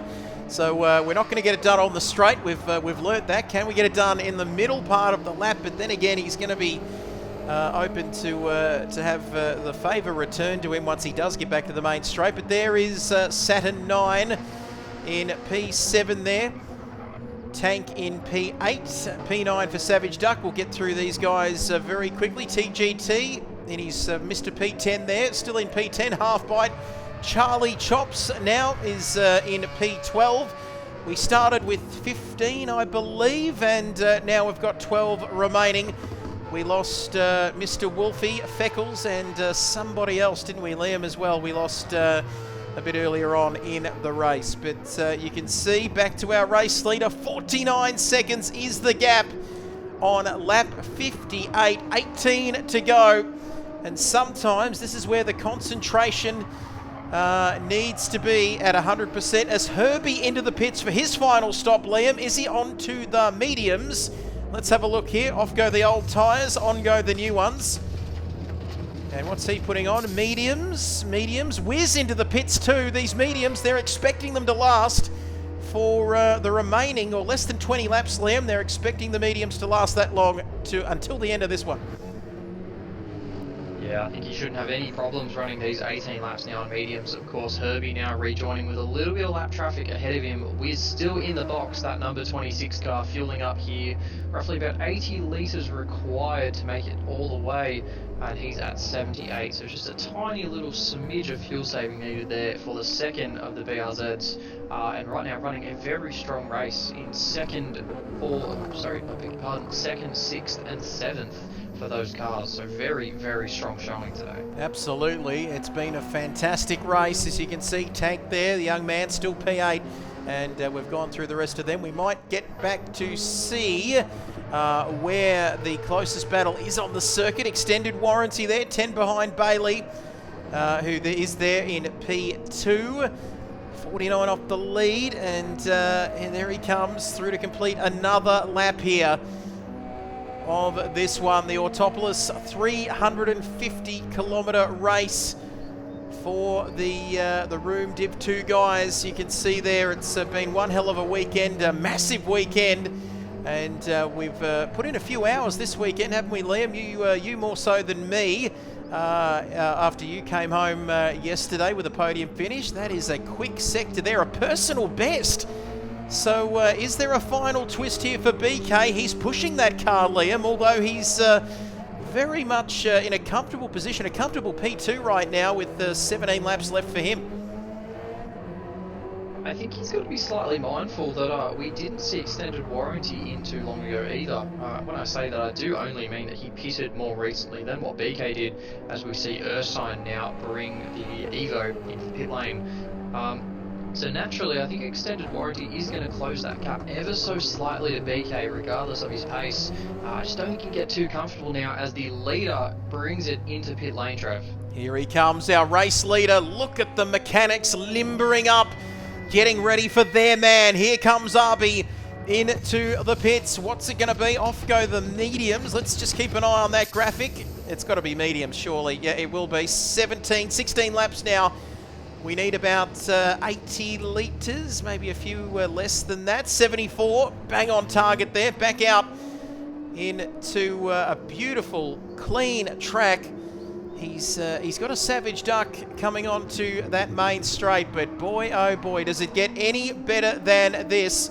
Stopping for new tyres, fresh set of boots and new rubber and some fuel as well, giving that car a little bit of a drink, if you don't mind, with 16 laps remaining. Does life get any better for this man at the moment? There's no such thing as a commentator's curse. We don't believe in it. And I don't think that anything will go wrong for Arby between now and the end of this race. And you can go back to the 2-hour mark now on the stream, Liam, to see if how well that comment has aged before the end of this race. But there's our race leader. It's back to 21 seconds. But boy, that is a very, very comfortable cushion. Back to Bailey Kennedy, 8.8 seconds. Back to extended warranty. I'm going to have a look at these lap times here, if you don't mind. 48s, 48.7, 48.8 for Bailey there, last couple of laps. 47s here, Liam, for extended warranty. So our man in P3, we can tell how much he's pushing there, because he almost ended up putting that thing into the wall there on that occasion. He is going hard. Yeah, he's driving that Mazda incredibly well. Of course, we were one hand tied behind our back in terms of Mazda drivers yesterday. Captain Risky, unfortunately, coming under crook and not being able to race. We hope he feels better very soon. Extended warranty, who of course has Charlie Chops at the moment, just exiting pit lane currently onto the main straight as his right-hand man, and he is really feeling the support of those guys. Third place for the man who really has not been with Rouge all that long. What a fantastic effort. It's a massive effort just finishing in this race, but he could be on for a podium finish as we take a look at Herbie here. He's a multiple champion, of course, in season 7 and 8, Div 2, I believe, down the hill now in P5. And then it's Wiz, who will be best, personal best there, 4 tenths up on that sector, but he'll probably be just enjoying a bit of time on his own at the moment, as he's 18 behind Herbie and 7 in front of Tank. He's been amongst the action right throughout the course of the afternoon. We've been on it. Oh, hello. It must be something. I don't know whether it's just the screen I'm looking at, but he almost got well and truly out of shape there on that occasion, but he continues now through the final part of the lap. We've got a battle. Liam, warning, we've got a battle as Tank now getting all out of shape once again. Can he keep his head, the young man, in his battle now with Saturn 9? He's got some fresh tyres as well after his final stop. Oh no, Son, surely with the glove on the right hand as he's got that inside line now. Tank not going to be able to close it down. He just does. And Tank taking the racing line there into that final corner, although surely is going to bring it across, and as he does, into pit lane comes Tank and slams it into the Armco, mind you, giving that pit crew a little bit more work to do. Absolutely, and they're wondering, they're standing wondering, where is he? As you can see there, is there some slight damage to the front of that car? He comes into the pits anyway, and new tyres on. Has he left it? We'll wait and see for the fuel. He'll probably need, what, 70 litres, maybe a little bit less. No, forget about that. What do I know about pit stop strategy? Because he's come through with 56 laps of, litres, I should say, of fuel. And he's right behind Savage Duck there, who's going to have his work cut out for him. As Half Bite now, he has lost his father as well from the race, unfortunately. So he will have bragging rights. And dinner won't be quite as awkward for those two this evening. And I'm sure that Wolfie will be very, very proud of his son as those drivers continue to just push the absolute limits. That turn 13, 14 and 15 on the absolute edge of grip there as Half Bite continues on. The Ruse graphic designer, you can see there, doing a very nice job indeed. Mr. P10 is now P11, and Charlie Chops, was he in some trouble there? We just caught the end of that. It looked like he was slightly off the circuit, but I don't think that's going to cause him too many issues as we keep going. Our race leader now. Oh my goodness me. Who's your driver of the day? Everybody out there in the chat as Dynamite comes back into the pits for his final time now. 56 litres of fuel going into that car. Who's the driver of the day for you, Liam? We're going to put it out to the audience as well before the end of this one. But who has impressed you? Who hasn't impressed you? And who is your potential driver of the day here as we get into the final stages of this one? Oh, I mean, it's simply almost obnoxious to look past Arby and the stints that he has been putting in. It's just been ridiculous how good he's been. Of course, Div 2 could have been champion this season had things gone his way. Is stamping his mark right now and proving why he deserves that Div 2 championship. Hopefully next season for the Nissan GTR man. I think he'd be my first shout for a man of the match driver of the day. I think another shout out does of course go to Herbie, who Cooker brother also agrees with me. Herbie, who has come from nowhere to be up in P4, and Alex now peeling into the pits from P3, extended warranty, sorry, and that could be another position gain for Herbie. Let's have a look. Herbie is right up there, isn't he? Thank you, Cooker brother. Hope you're following the channel. You should be if you're not already, but consider doing that. As the pit crew then, off go the old tyres. I think their day might be done now once this pit stop is done. Yes, they can... Cooker brother just followed the channel. I'm not sure how close we are to our goal. I don't think I had a goal, but my goal was to come in and entertain the viewers, and I think that myself and the man alongside me, Viper as he's known, right across the Gran Turismo 7 RaceOnOz sim racing world is we are having a great time. Thank you, Cooker brother. Tiotti Gaming, DJ SX appointed, Gingerbread Man as we knew as Smitty and Tolly for following this afternoon. But 13 laps to go. What a race we've seen. And it's not over yet as Herbie still 6.4. So he could be on for a podium unless smashing that goal today. We certainly are getting closer and closer and closer to 500. It's 500 followers here. Herbie then continuing on his merry way. He is Cooker Brothers driver of the day. And get your votes in now because time is running out. Wiz there in P5, Dynamite, P6 Saturn, Tank in P8 and Savage Duck. I think Tank might have got that move done, but he's got Savage Duck right behind him. Let's take a look at this, and this will be a great insight to Tank and how he can drive defensively here, as you're not going to get through there, son. He closes the door on Savage Duck. And talk us through this, Liam. You are a fantastic person and an even better driver. Talk us through the opportunity here for the Savage Duck to potentially get by that yellow and white Toyota ahead of him. Well, right now my eyes would be firmly fixed on that Mazda. Charlie Chops is just getting in the way there of Tank, who needs to take avoiding action. This is exactly the mistake that Savage needs to pounce on as Tank goes defensive here down the inside. Don't move over too far, Savage. Braking later. Is he going to go around the long way? Keeps it nice and tight onto the power. He's got to somehow beat out the massive ponies underneath that Supra, but he's still got the inside line here. Banging wheels now, these two. Down into the sweeping corner. Savage commits to it. Tank, and a slight contact between these two. And I don't know how they both keep it on the road, but they continue now. Unbelievable viewpoint here from inside Savage Duck and the cockpit of Savage Duck. Now I tried to move that camera across to just give the audience an idea of what was happening here under the googly-eyed bridge. Yet again, thank you, Cook. Oh, Twitch! He got a little bit twitchy there. We are on Twitch as well, Liam, of course. And big shout out to Cooker Brother, our latest follower. Pretty good commentary, guys. Nice work. Oh, isn't that very nice? We love getting that feedback from you. And absolutely loving that. But this battle, no signs of letting up.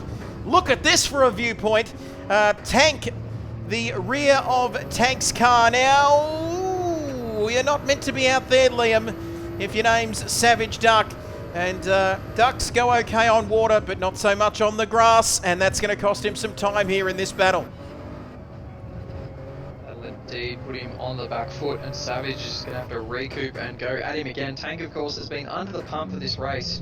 If Savage comes at him hard enough, you would think he could probably put him under the pump again. Now just looking, so BK, we had just come through pit lane, and that gap between second and third has closed up massively. You definitely want to be watching how Alex is lapping lately. I think this could be a slight battle for the podium, really heating up in the closing stages of this race. Well, what did we say about a potential twist? A twist in the tail. There's been more twists and turns in this one, more twists and turns than the Great Ocean Road, but Black Friday is just saying Arby for driver of the day.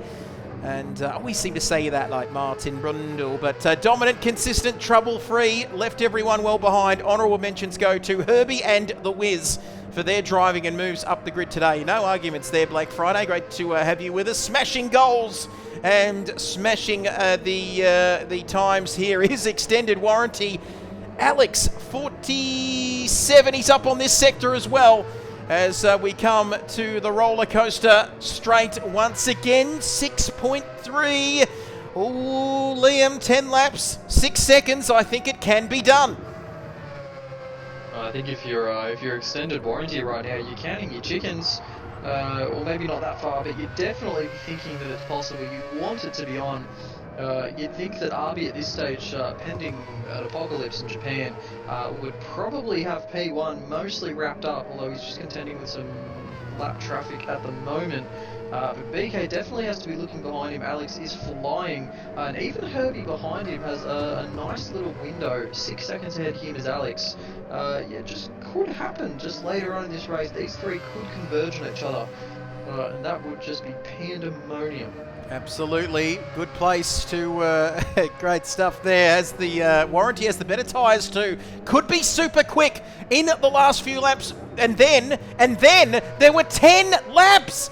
Where has this race gone? My goodness, I'm talking too loud. Sorry about that. I'm peaking on the volume levels there. But extended warranty up again through that first sector. Black Friday, you're out there watching. Do not go anywhere. In fact, don't go anywhere. Anybody out there watching, because we are not done with yet. And I know we said that barring some sort of Japanese apocalypse or Godzilla just come marching through or something like that, something needs to happen here, or does it? But it's staying steady there. And if your name's B. Kennedy, and well, will we see another Kennedy assassination or not? That's going to be the question here, because extended warranty now, he's dropped a couple of tenths. Terrible jokes here this afternoon, but they're sticking with us, Liam. That's what's most important. As did you see that? Did you see?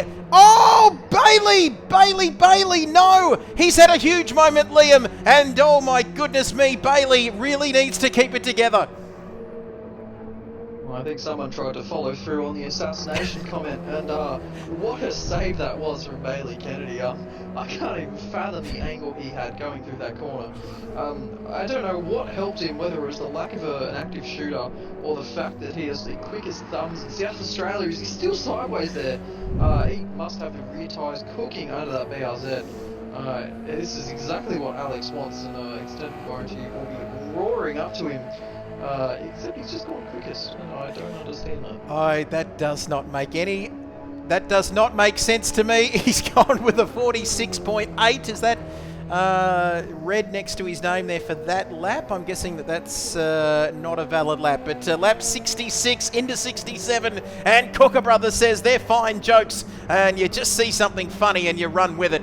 And that's what we love about this streaming business. But 6.8, the gap isn't coming down, is it? It's getting bigger, that gap there. So unless extended warranty, 6.9 in front of him, 6.9 behind him.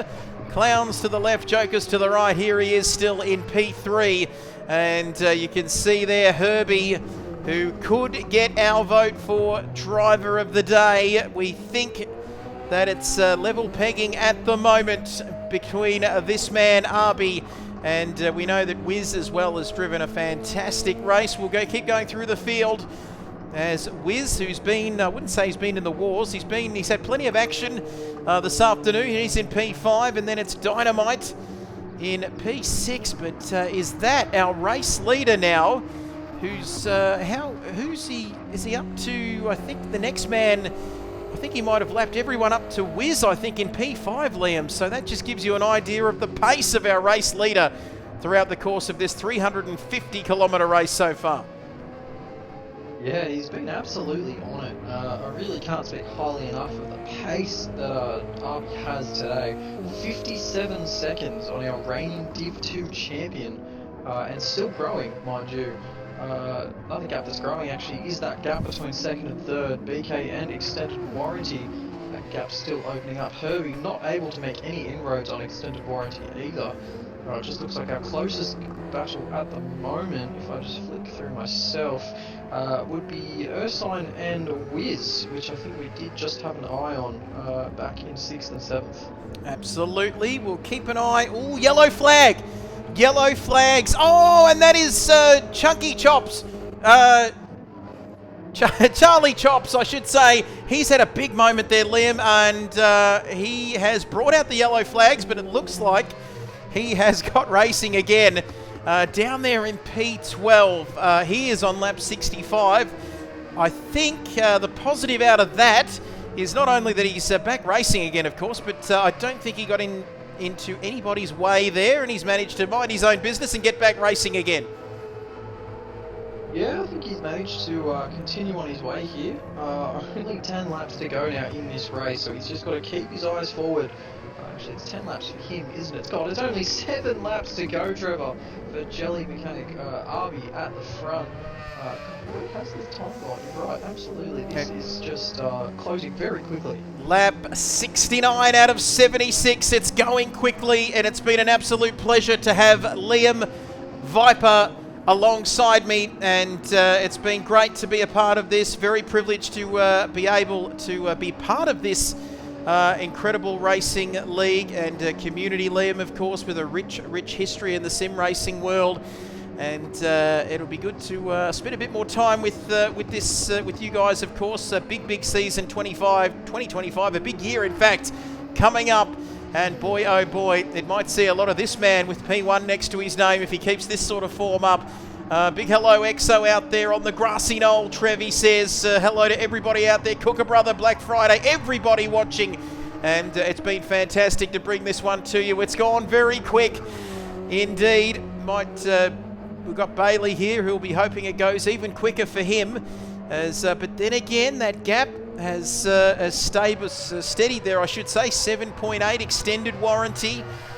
Has he used up that extra life in his tyres? He did have some better tyres, we heard. Could be super quick, though, in the last few laps. Is he saving anything, Liam? Does he have anything left in the tank? Or in the tyres, I should say, in the next 7 laps? I'm not 100% sure what he's got thinking here, actually. I just think he might have let it slip a little bit too far to try and mount an attack at this stage of the race. BK probably just doing enough. I don't think Extended is driving slowly. I think he's still rapidly driving this Mazda. My brain is clearly fried at this stage of the afternoon. But BK doing enough in that BRZ and just trying to hold on to this second place finish. Absolutely, and welcome to the very scary world of endurance racing commentary. Yep, to the 2 hours is roughly where it starts to get a little bit strange, but we are almost there. We're almost there. Everyone watching at home, extended warranty. I think that, like you said, I think that chance may have gone now. It's 8 seconds. Back to Herbie. And positions, will they stay the same? We were talking about, there is Wiz, Dynamite. Now this is the one. This is the one. We've got Saturn 9, Ursine Saturn 9, the Australian driver there. 4th gear, 5th gear. Loving that sort of retro rally style dashboard there. Very Colin McRae rally. Wow, there's a throwback. Remember that game? But look at this 3rd gear, using every bit of that curb, as the drivers have done most of the day through this part of the circuit. 14, 15, 16, under the googly-eyed bridge we go. And 2.3 seconds, and there's some traffic up ahead, but I think Dynamite coming onto the main straight now will have that sorted. Remember, great game, says Cooker Brother. Remember Toka Touring Cars? That was rebadged out here, wasn't it, Liam, as V8 Supercars 1, 2 and 3, I believe. Wow, that's a bit of a throwback there. Had a great career mode too, didn't it, that game? If you remember, V8 Supercars 1, 2 and 3. So fantastic games. And look at this. This is a fantastic game as well. We know that. A fantastic race as we're inside Saturn 9's vehicle now. 2.3 seconds. Is that, am I losing my mind, Liam, or is that car in front of us changing colours? No, it's TGT there as he's in P11 now. It's absolutely changing colours, Trev. I can see it as well as you can.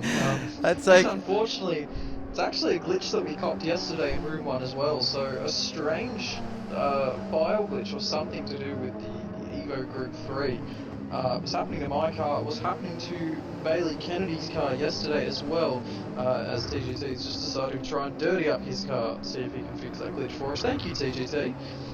Yeah, not 100% sure. I did actually do a little bit of digging on why we're not seeing these liveries at the moment. It would seem the servers actually are a little bit weak right now, so pretty fortunate we're able to hold this race, because it is, yeah, literally just not having a great day apparently.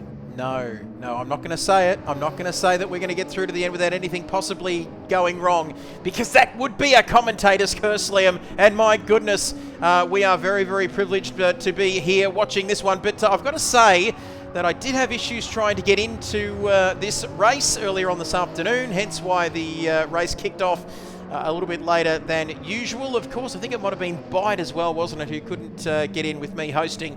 But I'm a great host over Christmas and New Year's, but not so much of a great host on this game. But I'll tell you one thing, this has been a great race, a great place for a great race, and konnichiwa to everybody out there. Japan is very, very famous.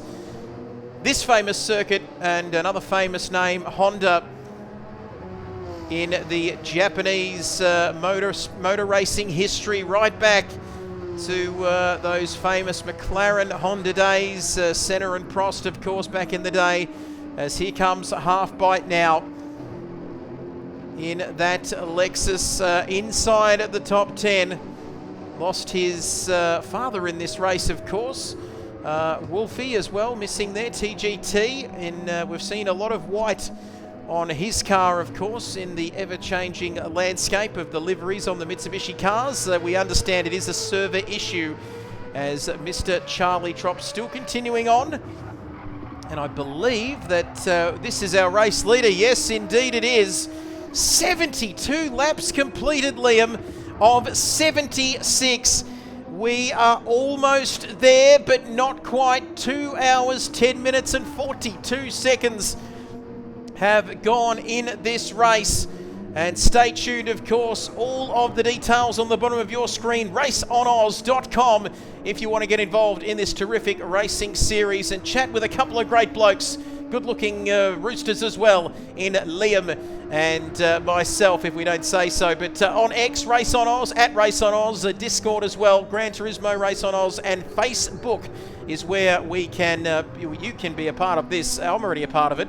And this is fantastic. GT3, how have you seen the opening race so far, Liam? I don't want to say too much too early and put the Moz on it, but it's been very, very nice from my perspective, and I hope that we've been able to put on a show for everyone out there watching at home in this first race of the season. I think it's just been awesome to see so many people not only competing. I think we had 33 drivers all together who played some sort of role just in being a part of this event, which is awesome, let alone all the people who were watching today or yesterday for the shootout, and even our qualifying event through the week. We have just had people constantly involved in this event, and so it's awesome to see, and it just definitely reaffirms that there is a place for Gran Turismo sim racing, endurance racing in Australia currently, and just really cements the fact that this will be back, and we will be hosting events exactly like this in the future, as long as there's people who want to do it just like these guys want to do right now. If I may, Trev, it's just a bit of a battle forming towards the back. I think Mr. P10 has got Mr. P11 all over him currently, as Halfbite has got some company in TGT. Ooh, let's have a look at this TGT.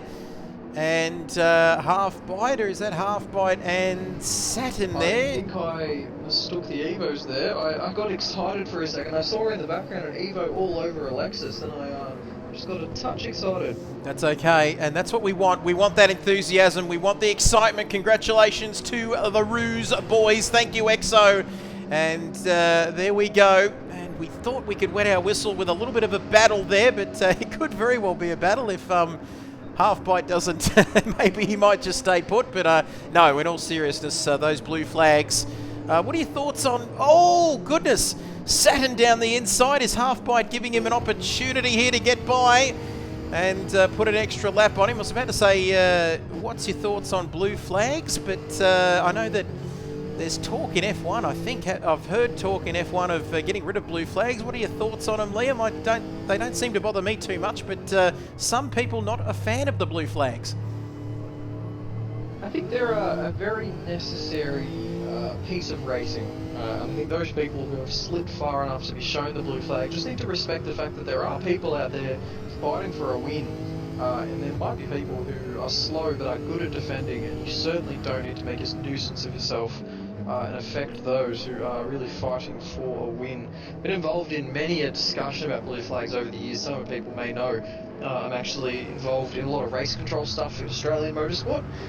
So blue flags has very commonly been a discussion that we've had, and I'm firmly on the side that blue flags are a very important part of what we do when we go racing. Absolutely, and couldn't agree more there. Best person to ask as well about that. Yes, spot on there. It has been a discussion in overseas motorsport and local motorsport as well, like you said, which you've been involved in. But yes, if anyone is old enough to remember some of the Formula One racing in the mid-90s, there were some teams and drivers yeah, there is a reason why we have blue flags, of course. So, yep, they're here to stay, that's for sure, and we're all for it. Halfbite then, he's in P10. Mr. P10 is now P11, if you know what I'm trying to say. He's down there in P11. Yes, of course he is, because I just said that. Charlie Chop's in 12th, and he's still running there at the back of the field.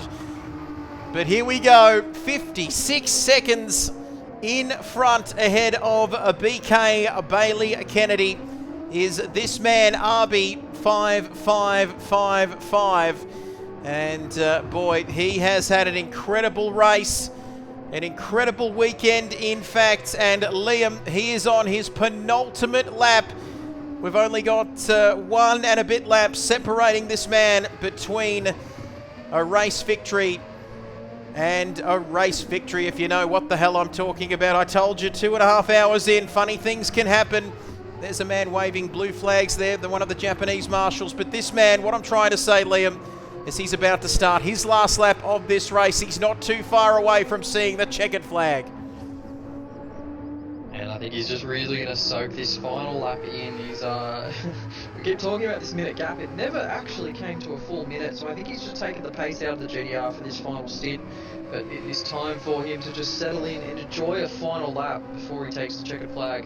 TGT did end up taking P10 after all over Halfbite, who I believe actually has a front left puncture now heading into the final part of the circuit. So it's all come to a stop for Halfbite. That front left is absolutely toast. But back to Arby, of course, we don't really want to take it off him. He's crossing the line now for the final time to start this final lap. And is he a driver of the day yet, Trev?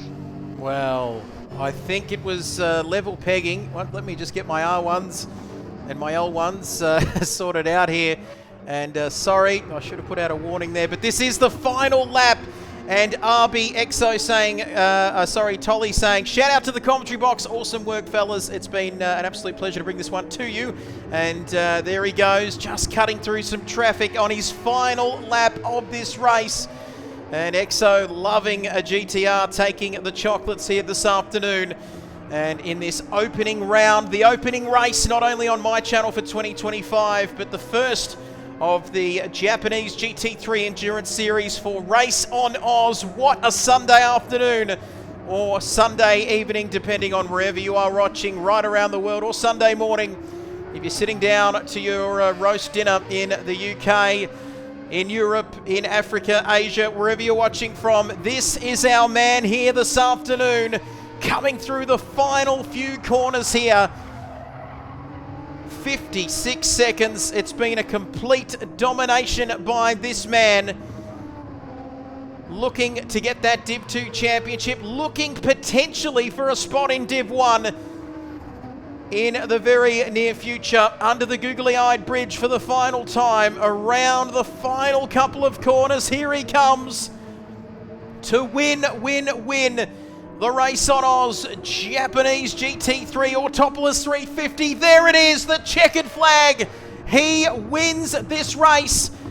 A dominant performance from Arby, and we have to wait a very long time before we get back to this man, Bailey Kennedy. Dynamite as well, getting the checkered flag, albeit a lap shy of our lead driver. But here comes BK, Bailey Kennedy, a man who I've raced with, and I've had the pleasure of commentating on him for a number of years, not only on F1 games, but on Gran Turismo as well. And he's going to take P2 here this afternoon after 350 kilometres of incredible racing action. We thought his P2 might be in jeopardy from extended warranty, but there'll be no Kennedy assassination here this afternoon as he comes through the final corner now.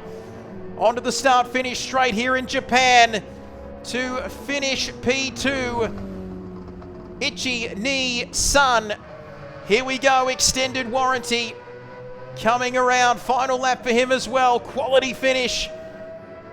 He takes P3 this afternoon, and let's have a look at Herbie in the mix, Liam, for driver of the day discussion. I think it might still be sitting with Arby, but this man has been fantastic, hasn't he? Right throughout the course of this afternoon as he comes across the line to finish P4 and take the checkered flag as we wait for Wiz. What a race. Liam, this is just the start of a very exciting journey here for Ruse and the entire RaceOnOz community, because late January we might be doing this all over again, Liam, as Wiz crosses the line to complete our finishing order here this afternoon in the Autopolis 350 here on GT7. What a finish, what a race. I mean, massive congratulations to Arby, Jelly Mechanic, as you see there. An awesome race from him. And like you say, only the beginning of the journey for us. I'll quickly waffle on about what is next for us at Ruse, and hopefully on your channel, Trev. If I just pull up the right information, because I have the technological advancements of a 90-year-old. We are going racing in only a couple more weeks at Daytona, actually, for a WEC Imitation Games series, which is going to be a series based off real life. So running LMP1 cars and GT3 cars around the famed Daytona International Speedway. And I'm really hoping we have everybody excited and everybody in to watch that one. It's going to be fantastic. I tell you what, there is plenty happening as we see the final results there on your screen.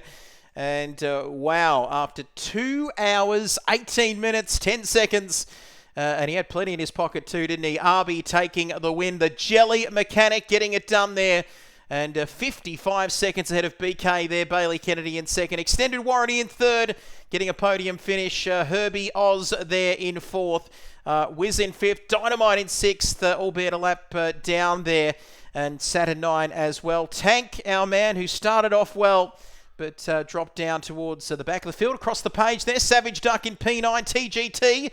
Guess what? Mr. P10 ended up in P10 there as well after he had that late battle with Half-Bite. Charlie Chops in 12th. We lost Mr. Feckles. I'm going to be careful how I say that one. T. Feckles in the GTR, Wolfie and Dash Vanguard with the 3 DNFs. That was the name I couldn't think of there earlier on when I was thinking of our 3 DNFs.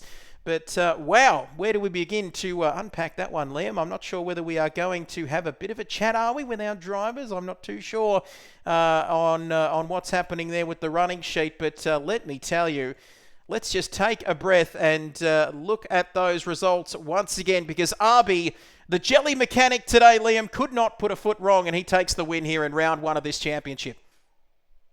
He really could be touched, could he? And looking at that gap, 55 seconds between him and the next closest car, that is a massive gap to think about. And I believe we actually have him in the waiting room right now, waiting to have a chat with us. So we might actually get to speak to our Room 2 winner, who we might have with us now. Absolutely. We've got our race winner with us in person, live in the flesh. We've got Jelly Mechanic. Mate, can you hear us there? First of all, congratulations. Nice one, Jelly. Everyone calling for you to be driver of the day, mate. But talk us through that race. Was it a little bit boring up there up front? No, just kidding. How did you see things from P1 there today?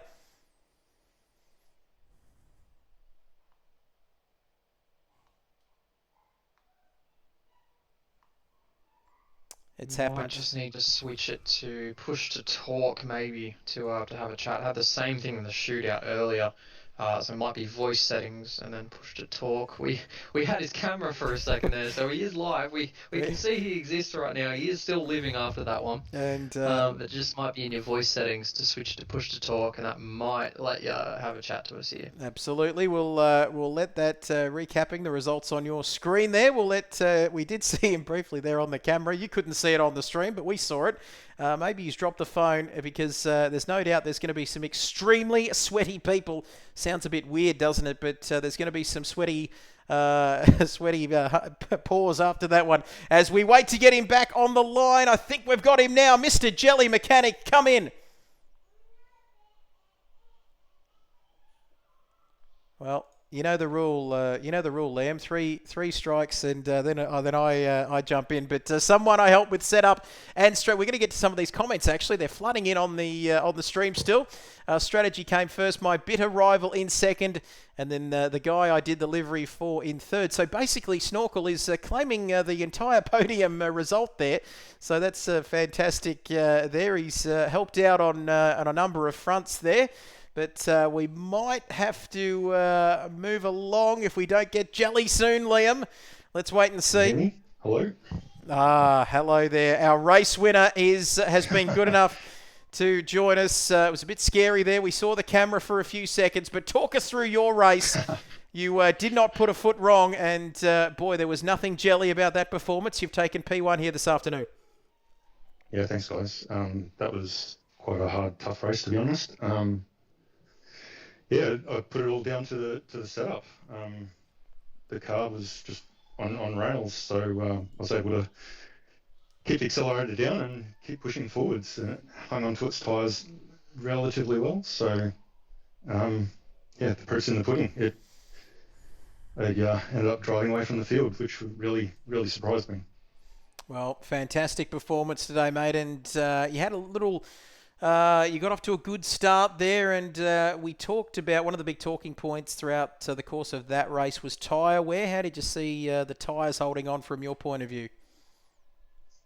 Oh, they were pretty jelly-like from 15 laps onwards, but the times didn't drop off too much, and I was able to push 20 laps out of them. So that was my strategy.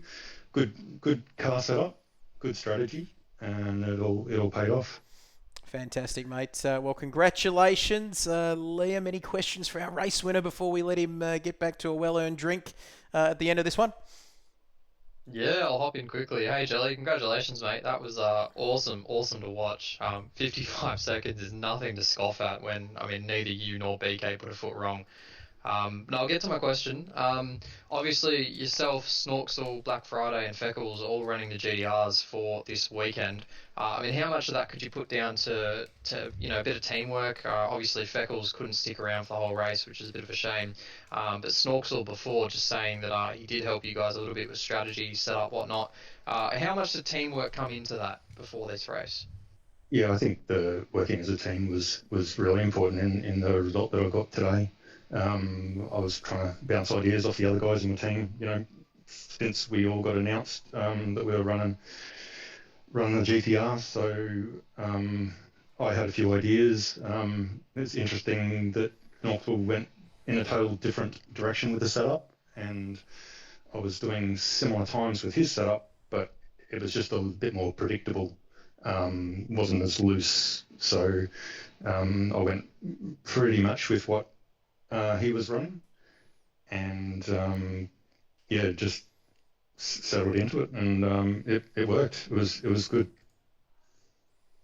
Yeah, awesome stuff. And yeah, I believe actually the race time you set was quicker than any of the other GTR guys. So quicker than Room 1 with what was a harder bop. Correct me if I'm wrong. I think that GTRs in Room 1 actually got a little bit more power than what you did, and you went quicker overall in the race time. So yeah, watch out Div 2 for next season. I think if we keep you there for the whole season, you might be somebody to mess with. Oh, I don't know. I think a lot of it comes down to the setup, and I do enjoy the longer races. As you probably saw from my shootout lap last night, or yesterday, or whenever it was, Friday, and yeah, I totally messed that up. But yeah, if I can settle into a groove, then that suits me fine. So the sprint races, yeah, I'm okay. But yeah, look. I'd just like to thank all of the Ruse team, the admin team, and the other guys in the lobby today. I was waiting for BK to come back at me, and I think he must have had a different tyre on early. That's what I think. And then in the last he did run the hards, yes. Yeah, he had at least 2 stints on the hard, I think. Yeah, so that last stint, he was actually taking a little bit of time out of me. So had we have run a similar strategy, I think it would have been a very different race. So, but yeah, looking forward to the next one. I'm sure everyone else is going to be pulling their socks up and sharpening their pencils, and they'll come back stronger. And now I've got a target on me. Absolutely. Well, we do appreciate your time. We know it's not easy to just jump out of the rig and have a chat with us, mate. But fantastic performance there. You've ticked all the boxes this afternoon, and go and have a well-earned rest and a drink and a shower and a cold beer, because you've well and truly earned it, mate. Thank you for giving us an incredible afternoon of entertainment, mate. And yeah, hope to see you next time around. Cheers. Thanks, guys. Thanks, everyone. Great stuff, and very, how good is that? Half bite. Sorry, entered the room too early. That's okay, half bite. Thank you. You can make it up to me by following the channel, mate, so we can help reach that goal. But Liam, that is a wrap, my friend. I almost feel a bit emotional saying that, but where has this weekend gone? The Japanese GT3 Autopolis 350 is done and dusted. And before we wrap up, though, let the fine people out there watching who are still watching, please let them know the next race, not only in this series, but what else we've got coming up for RaceOnOz in the near future. Absolutely, Trev. It'd be my pleasure. Of course, if you want to click a follow onto the Kid Buyers Twitch, this is going to be where a lot of the action is hanging. Of course, not everything. We all do have lives. It's very, very hard to fit sim racing into our busy schedules these days, but we're going to have some very cool racing on this channel. The next time we go racing will be on the 27th of January for a bit of Monday night action around Daytona. Can have some LMP1 cars with some GT3 cars chasing around. We go for our Sunday League season in through February and March, and then there's just a lot of cool racing throughout the year. We've got a lot of stuff in March, a lot of stuff in April, and it just gets silly busy once we get to June and July. So if you want to be involved in the action, just shoot me a DM anywhere you can find me. ViperZ on Discord, Lee Dogs United on Twitter. You can find us anywhere. RaceOnOz.com is the best way to get involved.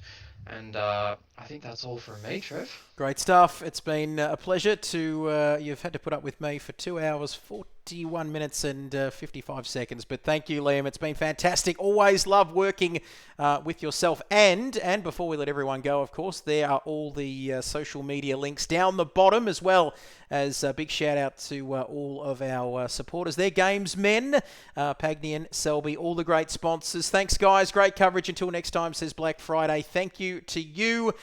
Be kind to one another out there watching, and don't forget to keep an eye on all of the socials, as Liam mentioned, to see plenty more RaceOnOz action coming up in the very near future. That's all we've got time for. Like I said, be kind to one another out there, and we'll see you next time. It's bye for now.